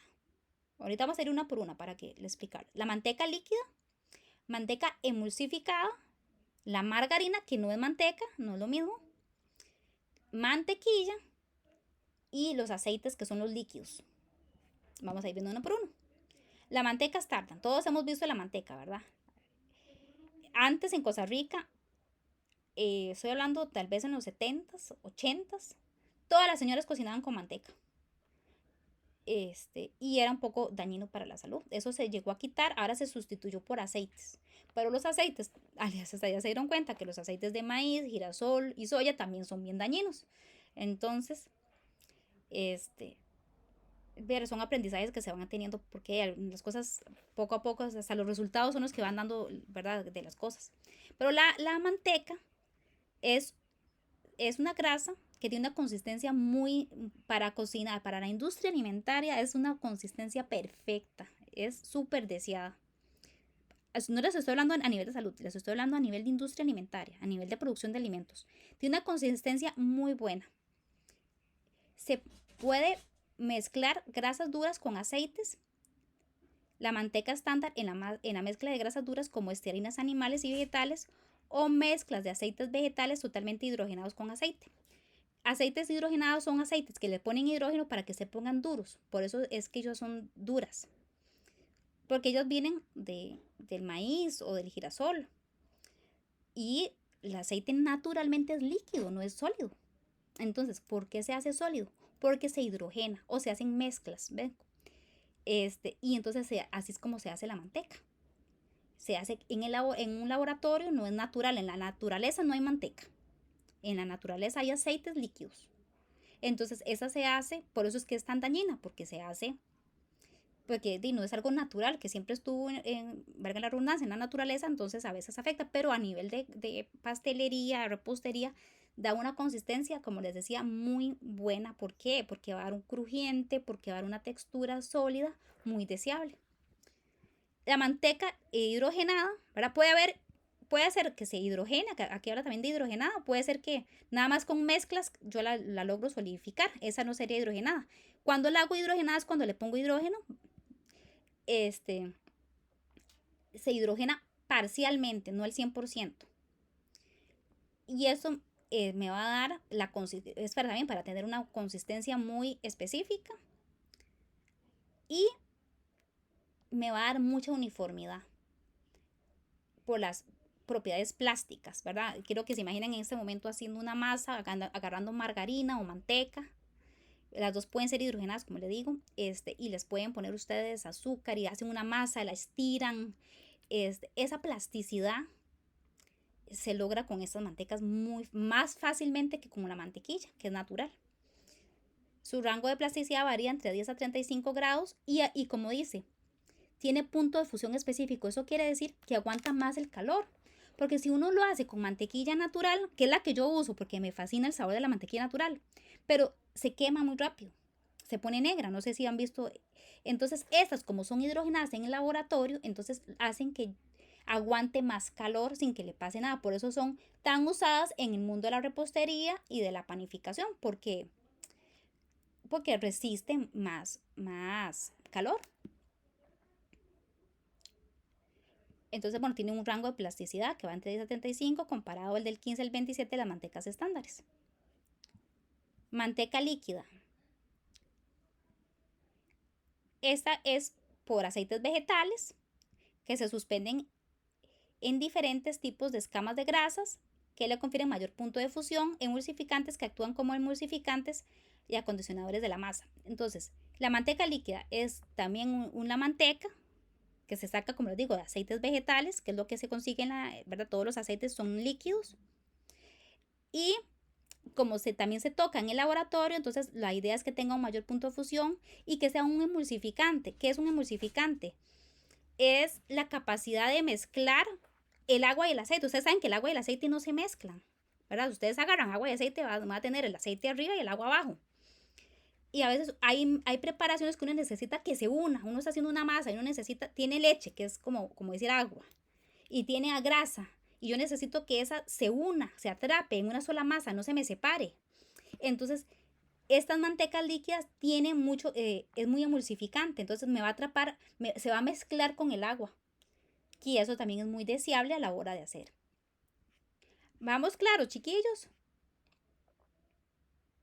¿Hay alguna duda? Ok, listo. Manteca emulsificada. Entonces, también, o sea, la manteca líquida naturalmente, o sea, se hace líquida y sirve como emulsificante, pero también hay mantecas más sólidas que también son emulsificadas, ¿verdad? Esa está compuesta por ácidos grasos y surfactantes mono y diglicéridos. Yo sé que son nombres raros, pero bueno, esos son los nombres que tienen, pero esos son, surfactante es lo mismo que les expliqué como emulsificar, es la capacidad de agarrar la grasa y poder mezclarlo bien o sea, lo que no se mezcla, ellos ayudan a que se mantenga y se retenga. Polisorbato, monosterato, desorbitano, ésteres de poliglicerol y otros componentes. Entonces, en realidad tiene bastantes ingredientes que me ayudan a un resultado deseado, que es que me ayude a la aireación, o sea, que le entre aire a la masa. Cuando uno está haciendo un un queque, uno lo bate a mano o con una batidora. Entonces, ¿por qué lo bate? Porque uno necesita que le entre aire. También que retenga la humedad, o sea, que me retenga la leche, el agua, el jugo de naranja, lo que sea que yo le haya echado a ese queque. Y que se mantenga estable la manteca, que no se vaya a disolver en líquido y sólido. Entonces, estas mantecas que las venden ya emulsificadas, así las venden. ¿Y cómo las emulsifican? Echándole todo este montón de nombres raros que vienen ahí, pero son mono y diglicéridos, polisorbatos, monoesteriatos, ésteres de poliglicerol. Esos son, todos hacen lo mismo, ayudan a que esté, en otras palabras, que esté estable, que sea estable la manteca. Son de uso para tortas, lo que les decía, para queques, dado que posibilita aumentar los niveles de azúcar y líquidos en las formulaciones. O sea, cuando se usa esta, se le puede poner todavía más azúcar y más líquidos y me va a hacer que se mantenga en una sola masa estable y uniforme. Si yo no usara estas mantecas emulsificadas, costaría mucho, tendría que ser mucho a nivel de mano, a nivel físico, de mezclar, no se le puede echar tanto, o sea, son más difíciles, sí se puede lograr el producto, por supuesto, pero cuesta más. Y una persona que tiene una empresa de, ¿verdad? Una Musmani, etcétera, necesitan rapidez, necesitan vender así a granel, entonces usan estas mantecas. Margarina. La margarina viene siendo parecida a la manteca, no es, ¿verdad? No es específicamente una manteca, pero es parecida. Es una emulsión. Emulsión es como decir lo mismo, una combinación de agua en aceite. Contiene 80% de grasa más agua. También tiene sólidos lácteos, ¿verdad? Los sólidos lácteos perfectamente puede ser una caseína, todos los que vimos antes. Sal y emulsificantes, que yo les dije emulsificante, aprendan esa palabra, es el componente que me ayuda a que el agua y la grasa o los productos que son acuosos o los que son grasosos se mantengan unidos sin que se separen. Yo no sé si ustedes alguna vez han visto que compran algo, no sé, una mantequilla de maní, una Nutella, y ustedes ven que cuando la abren a veces está como el aceite arriba, como que se separaron eso es, faltó emulsificante, ¿verdad? Entonces esos emulsificantes ayudan a esa separación de fases, que se ve así esa grasa flotando arriba.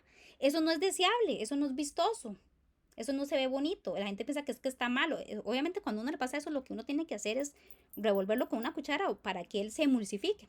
Uno puede emulsificar físicamente con una batidora, como les decía, pero estas margarinas ya las venden con emulsificantes, entonces me hacen la vida más fácil. Y como les digo, en una panadería que vende, tienen que hacer todos los días, de eso viven, necesitan cosas que sean más rápidas, más funcionales. Lastimosamente son bien dañinas para la salud, ¿verdad? Siempre es más bueno hacerlo, pero yo les estoy hablando de lo que aquí funciona y por qué se usa. Entonces hay margarina de mesa, de grado panadero, esa es la veces, como les digo, igual que como la compañera hablaba de la harina que venden a veces a los panaderos, también venden margarinas que no venden en el súper, solamente le venden a la gente que tiene la tienda de repostería porque van a comprar en grandes cantidades. Danesa para el laminado y las para pasteles de hojaldre, esas las venden como también en láminas, como unos, no sé si la han visto, como unos cuadros grandotes. Esas para hacer la famosa pasteles de hojaldre, que son, o los 1000 hojas, que esos llevan un montón de margarina. Cada capa lleva una capa de margarina. Funciones básicas: formación de películas de aceite lubricante que suavizan el producto horneado, lo lubrican, lo mantienen hidratado, por decirlo así, se atribuye a la fase de aceite. También a retener aire en el proceso de mezclado, que eso es muy, muy deseado porque es lo que lo hace que sea gordito, digamos, que crezca. Se debe a la acción que ejercen los cristales de las grasas sólidas. Las grasas tienen cristales, uno no los ve con los ojos, pero si uno lo pusiera en un microscopio uno vería que se forma por muchos, muchos cristales. Ahora vamos con la sal, el famoso cloruro de sodio. Uno le dice sal, pero hay muchas sales. Pero cuando uno habla de la sal, uno habla específicamente el nombre es cloruro de sodio. También se le puede decir sal de mesa o sal común. Y se disuelve, es muy fácil de disolver en agua. Y obviamente la sal es un potenciador de sabor. Se usa en las masas fermentadas. La sal es la que le da sabor. O sea, ustedes pueden hacer algo salado. Digo dulce.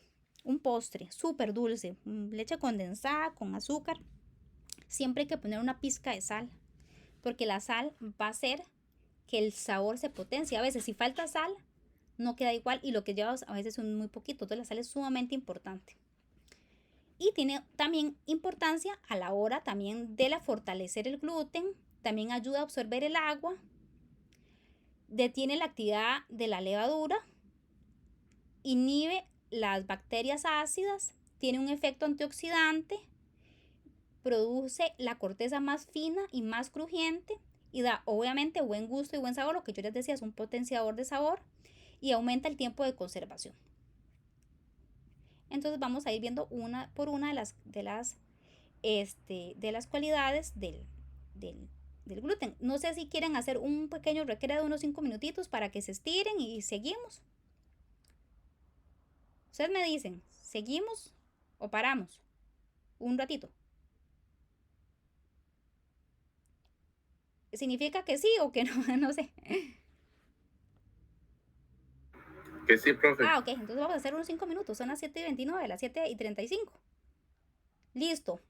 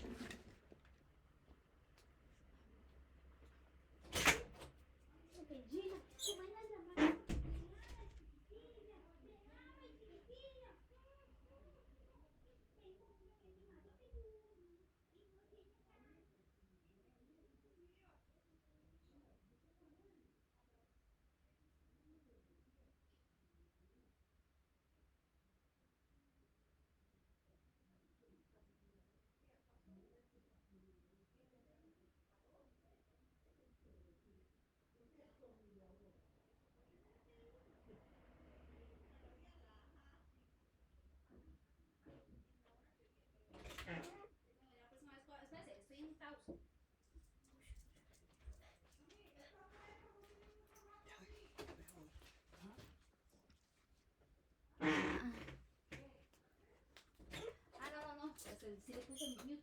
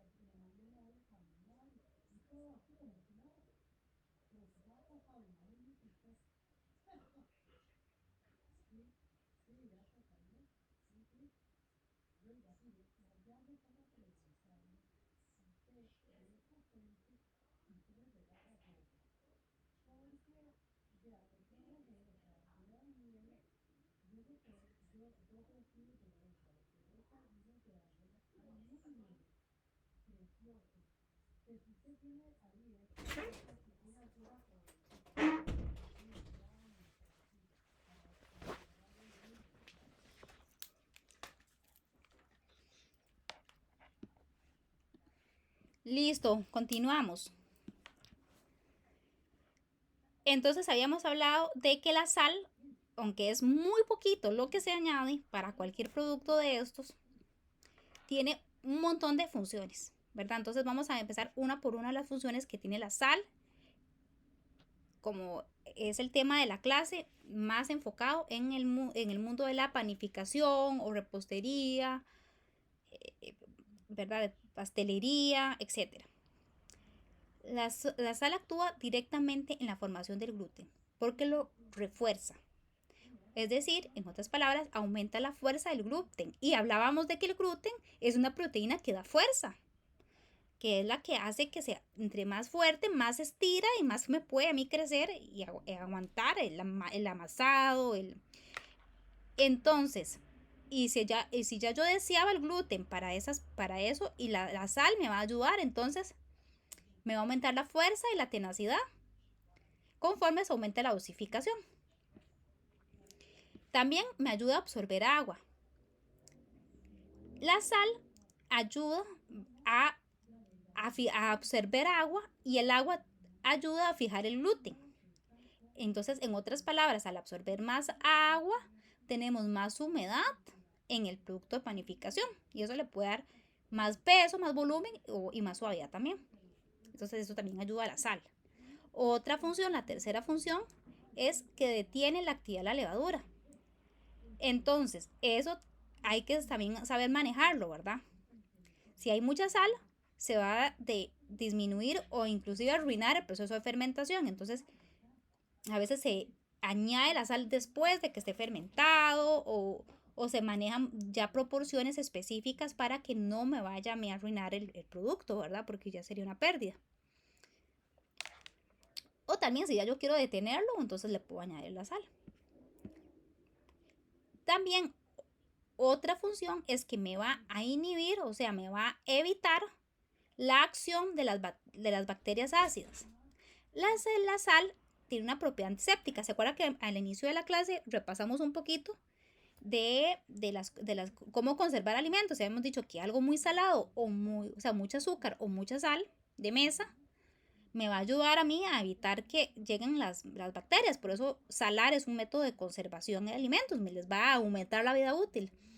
Pues entonces es porque también tiene una propiedad antiséptica que permite disminuir la acidez de la levadura.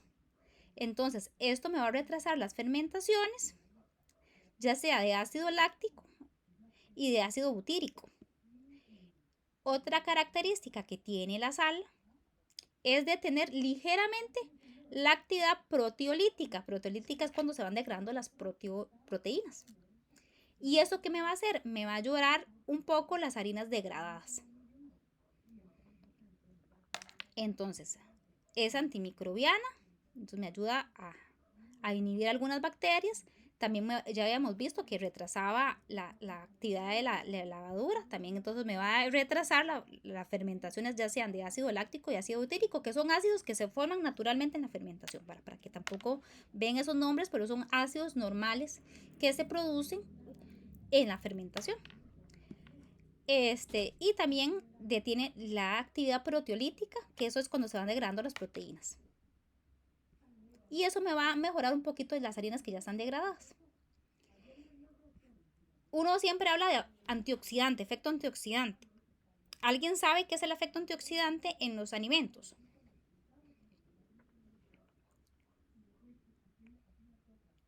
Bueno, la palabra lo dice, no evita, porque nada evita que las cosas se oxiden, pero detiene, retrasa la oxidación. Y eso es muy importante, ¿verdad? Cuando uno habla de antioxidantes es porque la oxidación en exceso, pues a uno le puede dañar la salud a nivel del cuerpo, ¿verdad? Por ejemplo, arrugarse, para que tengan una idea, eso es por oxidación. En los alimentos, cuando algo se oxida mucho, vas a ver a rancio, vas a ver ya añejo, y eso no lo queremos que sepa fresco. Entonces la sal, cuando se adiciona antes del amasado, tiene un poder antioxidante. Entonces me va a detener el blanqueamiento de la miga y potencia su sabor. Eso también eso viene más adelante. Es un potenciador de sabor por sí solo la sal. Como les digo, algún día si van a hacernos un rompope, algo dulce, échele un poquito de sal. Se van a dar cuenta que el sabor mejora y no va a saber salado. Lo que va a hacer es que se perciba más, como que no empacha. Entonces como que hace que, aunque sea muy dulce, se perciba más el dulce. Es como que neutraliza, equilibra el sabor. Si se le adiciona al final del amasado, hay una oxidación superior. Entonces, tiene un efecto antioxidante solamente cuando se añade antes del amasado. Porque si más bien se le pone al final del amasado, más bien va a empeorar la oxidación. Y eso es importante también saberlo. Lo que convierte el producto en panes con migas más blancas y faltos de sabor. Axel, adelante. Una consulta, no sé si estoy un poco desinformado al respecto, pero ¿el monoglutamato también no afecta como un potenciador de sabor? Sí, el monoglutamato es un potenciador de sabor, pero ese se usa mucho en alimentos sí salados, porque él sí tiene un sabor más salado, más fuerte que la propia sal. Pero sí, el monoglutamato monosódico es un potenciador de sabor. Ok, y si tuviera que escoger, si tengo un producto, digamos un sazonador, y tuviera que potenciarlo con sal o con monoglutamato, ¿cuál es la opción más conveniente? ¿Verdad? A nivel de, ¿verdad? Si es un consomé, como usted me dice, obviamente ocupa los dos, pero el monoglutamato tiene más capacidad. Pero, si ahora hay mucha gente que está en contra del monoglutamato monosódico porque dicen que puede tener potenciales efectos en la salud. Entonces también hay una nueva tendencia en el mercado de personas que están escogiendo o están exigiendo que los consomés o diferentes productos no tengan monoglutamato, porque también eso sí tiene un problema. El monoglutamato hace que las cosas sepan más ricas, entonces uno come más. No sé si ustedes alguna vez han comido comida china, que están llenísimos y siguen comiendo, como que les cabe, o sea, ya comieron un plato enorme de chop suey o de arroz cantonés, y aunque estén llenos, sienten que pueden comer más, pues está muy rico. ¿Les ha pasado eso con la comida china? Sí, de hecho el monoglutamato eso es lo que influye, que hace como que uno siempre quiera seguir comiendo, es como que Eso es lo que hace hace, sí, de hecho. eso lo que hace es que le produce a uno mucha saliva. Entonces, uno al tener tanta saliva, la saliva hace que uno saboree mejor la comida. O sea, literalmente se le hace a uno boca, el agua a boca, ¿cómo es? La boca, no lo puedo decir. Se le hace agua a la boca. Entonces, eso es lo que hace el monoglutamato. De hecho, en Japón, yo no he ido, ¿verdad? Pero yo sé que en Japón los restaurantes hay saleros y monoglutamateros. Entonces, la gente puede escoger si le agrega sal o monoglutamato, ¿verdad? Pero en teoría el monoglutamato no tiene tantos efectos a nivel de salud, pero hay gente ahora que dice que sí, y habría que escucharlos, ¿verdad? Uno no puede cerrarse, y sí, puede ser que sí, pero entonces hay gente que no, pero ya a nivel de industria alimentaria, el monoglutamato para las cosas saladas es el que funciona mejor. Pero muy buena observación, Axel, muchas gracias. Bueno, entonces ahí dijimos que el efecto antioxidante lo ayuda a la sal, pero cuando se hace antes del amasado, porque si se usa después, más bien puede empeorarlo. Y lo que haría es que sea un producto con gama blanca y que le falta sabor. Otra función de la sal, y muy deseado en el pan, es la corteza fina y crujiente. La sal tiene un efecto sobre la coloración de la corteza que cuando ya se cocina va a ayudar a que agarre un colorcito y le va a dar un cafecito muy bonito. Eso también lo va a dar los azúcares, no solamente la sal, pero sí ayuda. Y también el crujiente de la corteza. El pan que no lleva sal en su coloración es más pálido y entonces no es tan apetecible. Entonces también eso es algo muy deseable. Y lo que estábamos hablando con Axel, es que le da la sal, es un potenciador de sabor. Entonces aumenta olor y sabor, actuando en conjunto con reacciones que se dan durante la fermentación y el proceso de horneado. En esos dos procesos, tanto en la fermentación como en el horneado, va a aumentar el sabor y el gusto. Y finalmente, como dijimos que tenía propiedades antisépticas, aumenta el tiempo de conservación. La sal ayuda a aumentar el agua y como absorbe más agua, esa agua ya no es disponible para las bacterias, pues la tiene atrapada. Entonces eso va a hacer que me ayude, no se me vaya a pudrir, por decirlo así. Las cosas muy húmedas se pudren, como les decía, porque lo que vimos al principio de la clase, la humedad, o sea, el agua, la necesitan los microorganismos, ¿verdad? Entonces, como la sal hace que la absorba, el agua está adentro, pero está atrapada, no es disponible para los microorganismos. Entonces, me va a mí ayudar a que va a aumentar su vida útil. Pero dice que se tiene que prestar especial atención si se trabaja durante días lluviosos o cuando está muy húmedo el clima, porque dado que una alta dosis de sal puede encoger el pan. Entonces, como digo, ya esos son, yo ahí sí no soy demasiado panadera, lo que sé es como la parte teórica, yo nunca he trabajado en el área, pero yo sí sé que los panaderos son increíbles. Ellos saben si hay humedad, si ahí está lloviendo, si está frío. Por eso también se usa mucho superficies como acero inoxidable ya en la industria alimentaria. Las casas que se hacen a veces usan el granito, porque dependiendo de la temperatura, o sea, para la hora de amasar, se pone a veces agua con hielo para diferentes masas, porque eso afecta completamente. Hay productos que si depende del clima no sale la textura. Entonces es importante saber eso. Y a veces es por la sal. Dosificación de la sal. Entonces eso es lo que yo les digo. ¿Quién lo dosifica? Bueno, hay como fórmulas, ya la gente se sabe, ¿verdad? Sobre todo las cosas que son como estándares, que una repostería como la Musmani, que todos los productos tienen que saber iguales. Ahora, en un lugar artesanal pueden darse unas libertades y hacer cosas diferentes, pero lo que se agrega es el 2% con respecto al 100% de la harina. Entonces, si yo tengo 100 gramos, serían 2 gramos de sal, ¿verdad?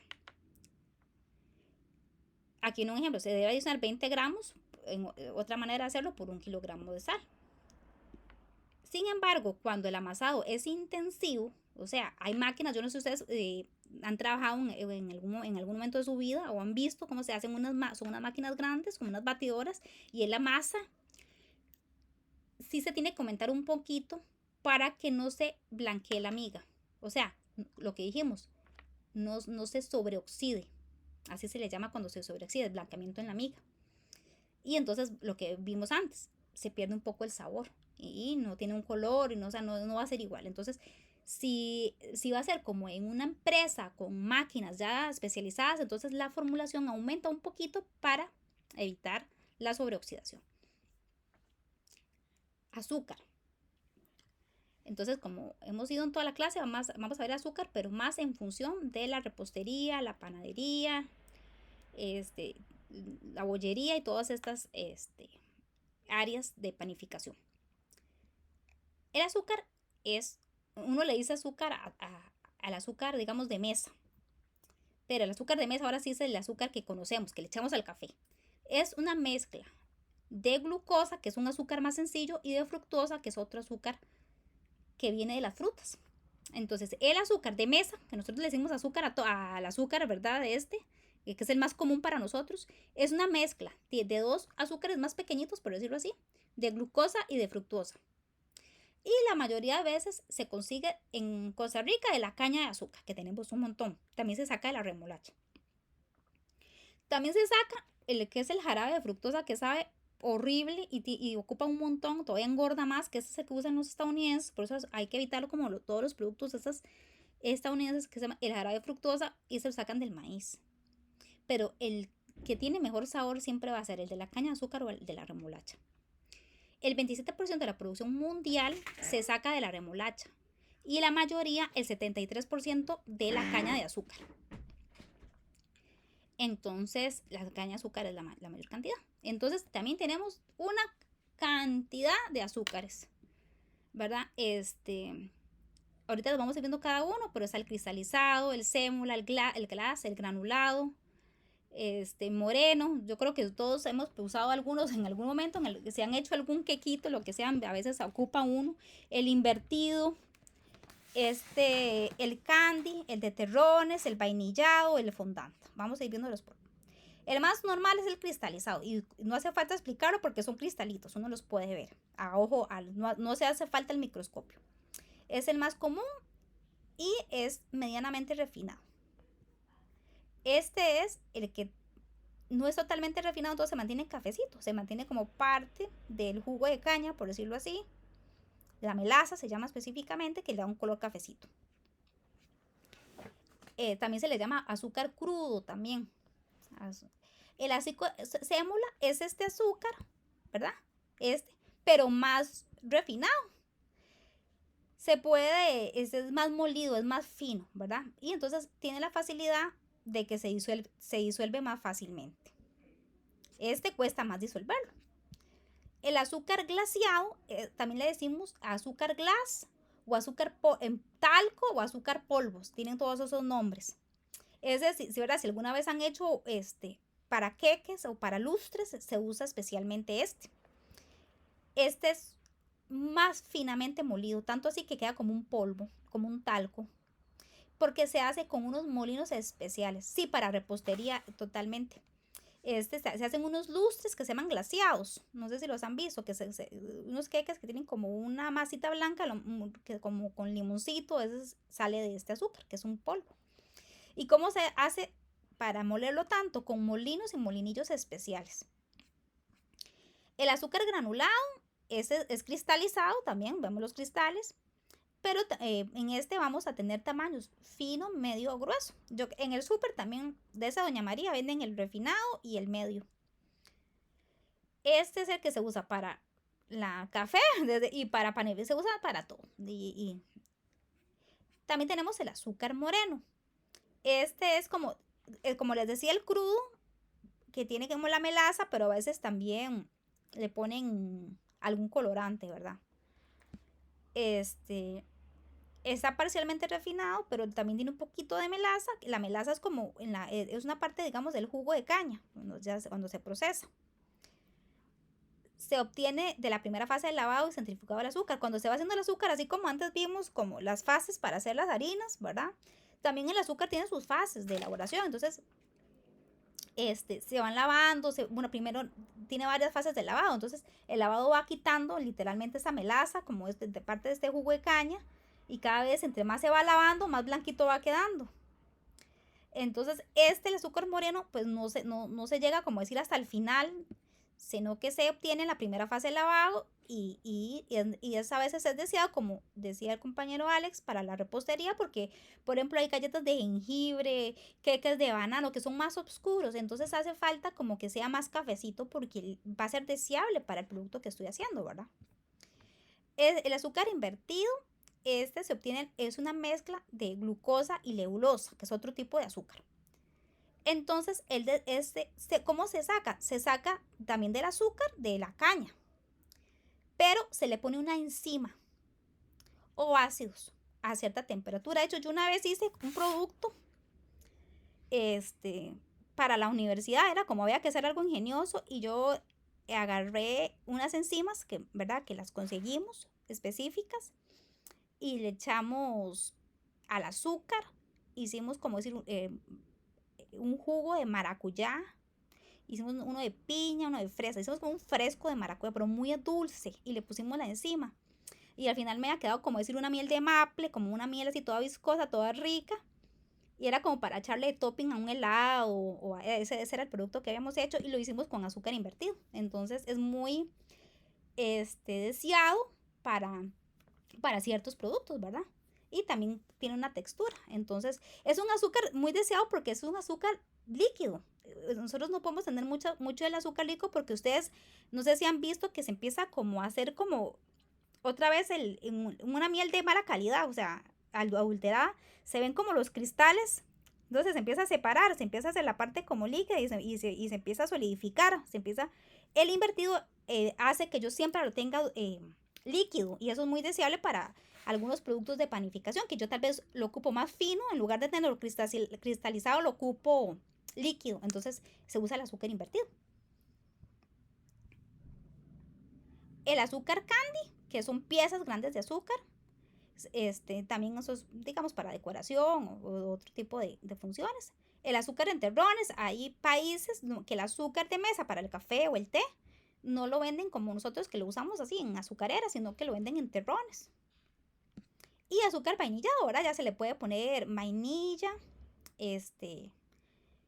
y es como para aromatizar, como yo para preparaciones, ¿verdad? Bebidas, en ese caso estamos hablando de panificación, para queques, etcétera. Ya viene el azúcar con la vainilla. Entonces, y el fondant es un tipo sirve para, digamos, de lustre, es un tipo, digamos, de lustre, por decirlo así, que es duro, y se hace con él formas para decoración muy bonitas. Entonces el resultado de la mezcla, ¿cómo se logra? Cuando mezclamos azúcar y agua en ebullición, y entonces se hace como un almíbar. Y se sube la temperatura a 115 grados, y después se va bajando la temperatura y se va mezclando. Entonces es un proceso manual, y se consigue, como decir, hasta como que lo voy solidificando, y cuando tengo como una masa, ahí yo lo apago y tengo un fondant, pero lo venden ya hecho también. Entonces, obviamente el azúcar también se fermenta. ¿Por qué? Porque, como les decía, las levaduras, que son microorganismos vivos, también comen el azúcar. A todos nos gusta, hasta las levaduras. Entonces, la fermentación se llama alcohólica porque me va a producir etanol. Entonces, por eso es que de la caña se hace el guaro, dice la canción. Entonces, tengo azúcar, se fermenta con levaduras, y las levaduras me van a transformar este azúcar, se lo van a ir comiendo y me van produciendo etanol y algunos gases. Solubilidad del agua. El azúcar tiene una alta solubilidad en el agua. Es de 1330 gramos de azúcar por litro de agua. Entonces, como ustedes ven, es 1,330 gramos por un litro de agua. O sea, él aguanta más. El agua aguanta más azúcar de la misma cantidad de agua. O sea, la solubiliza perfecto a temperatura de 20 grados. O sea, si le subimos un poquito de temperatura, más pues. Sí, de hecho, si yo le subo más todavía, más de 20, puedo todavía meter más azúcar al agua. ¿Verdad? Por eso es que esos lustres se hacen a altas temperaturas, porque puede absorber más y más azúcar. Entonces puedo ir haciéndolo más y más sólido. Si se aumenta la temperatura, aquí se aumenta la solubilidad del azúcar en el agua. Ahora sí, vamos con los huevos. El huevo es un alimento rico en vitaminas, proteínas, también minerales. Es un superalimento de alta calidad. Y obviamente a nivel de industria alimentaria, de gastronomía, es súper multifuncional, súper necesario para muchísimas cosas. se necesita cuidados a nivel de higiene y a la hora de comprarlos, conservarlos y manipularlos, porque un huevo puede llenarse, como es tan nutritivo, obviamente los microorganismos lo van a querer también, entonces por eso hay que tenerlo con mucho cuidado. Hay tipos de huevos, congelados, enteros y congelados, claras congeladas y yemas congeladas. No sé, yo también he visto en los supermercados que venden las claras congeladas, por ejemplo. Que es que hay recetas que solo ocupan la clara, no ocupan la yema. Y hay recetas que solo ocupan la yema, no ocupan la clara. Entonces, por eso es que a veces lo venden así, dependiendo y si es una industria alimentaria, no va a comprar un montón de huevos para botar las yemas. Mejor compran solo la clara o viceversa. Entonces, por eso lo venden en diferentes presentaciones. De hecho, que aquí falta uno. También también está el huevo en polvo, que es lo mismo, lo deshidratan y queda el polvo y después se rehidrata y ya tengo de nuevo como decir Entonces los congelados es igual que un huevo fresco, pero congelado, ¿verdad?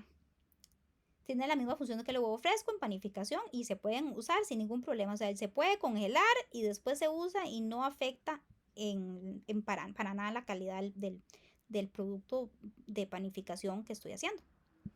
Las claras congeladas tienen del 11 al 14% de sólidos. Si este porcentaje aumenta, es una señal de que los huevos no son frescos. Entonces, la gente de control de calidad en una empresa, ¿verdad?, de quequitos, tiene que estar tomando estas medidas. Y si ya me aumenta del 14%, significa, o está aumentando, no sé, los aceptamos al 12%. Y cuando lo vamos a usar ya está en el 14%, significa que ya ahí ya se está poniendo añejito, ¿verdad? La clara es la que tiene la mayor cantidad de proteína. La yema tiene más grasa. Tiene 90% proteína y 10% mineral. O sea, en la clara no hay nada de grasa, solo hay proteína o minerales. Y hasta aquí llegamos. También aquí no está en la presentación, pero también se usa mucho los huevos. Bueno, faltó las yemas congeladas, que es exactamente lo mismo que las claras, solamente que el porcentaje es más grasa, ¿verdad? La yema, y también tiene vitaminas y minerales. Ese color anaranjado de la yema es vitamina A, ¿verdad? En forma de luteína, que así se llama la vitamina A del huevo. Y también se usa, como le digo, hay presentaciones, hay recetas que lo que ocupan solo son yemas. Y hay recetas que lo que ocupan solo son claras. Y son congelados. ¿Por qué? Porque si yo tengo la industria alimentaria y necesito tener grandes cantidades, pues yo necesito tenerlos ya preparados y se van congelando, se van descongelando conforme se van usando. Pero es muy práctico que, ¿verdad?, que tener gente ahí partiendo huevos y separándolos, eso sería bastante complicado. Y hasta aquí sería la clase de hoy, chiquillos. Si tienen dudas.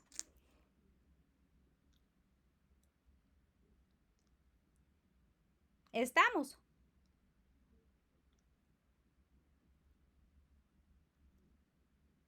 Listo. Qué dicha, están despiertos. Es que la clase hoy estaba bien grande. Excelente. Sí, profe, es bastante Sí. perfecto. Y tiene muchos nombres muy específicos, ¿verdad? Y eso entonces lo hace un poquito más pesado, pero bueno, ahí traté de ir explicando. Y yo le tenía una duda a Axel, que ya se me olvidó, no la apunté. No sé si fue Alex o Axel para yo averiguar, que ya se me olvidó, que no sabía. Si me recuerdan, ¿qué era? Estoy aquí viendo. Bueno, la mía era de la levadura líquida, era. Sí. Perdón, Sí. esa era la crema era la que es Ajá, es ajá. correcto, sí. Sí, voy a revisar eso porque no sé. Listo, chiquillos. Entonces, buenas noches, que descansen. Igualmente, profe, gracias, buenas noches. Buenas noches. Gracias. Que Dios los acompañe. Chao, profe. Chao. Que descansen.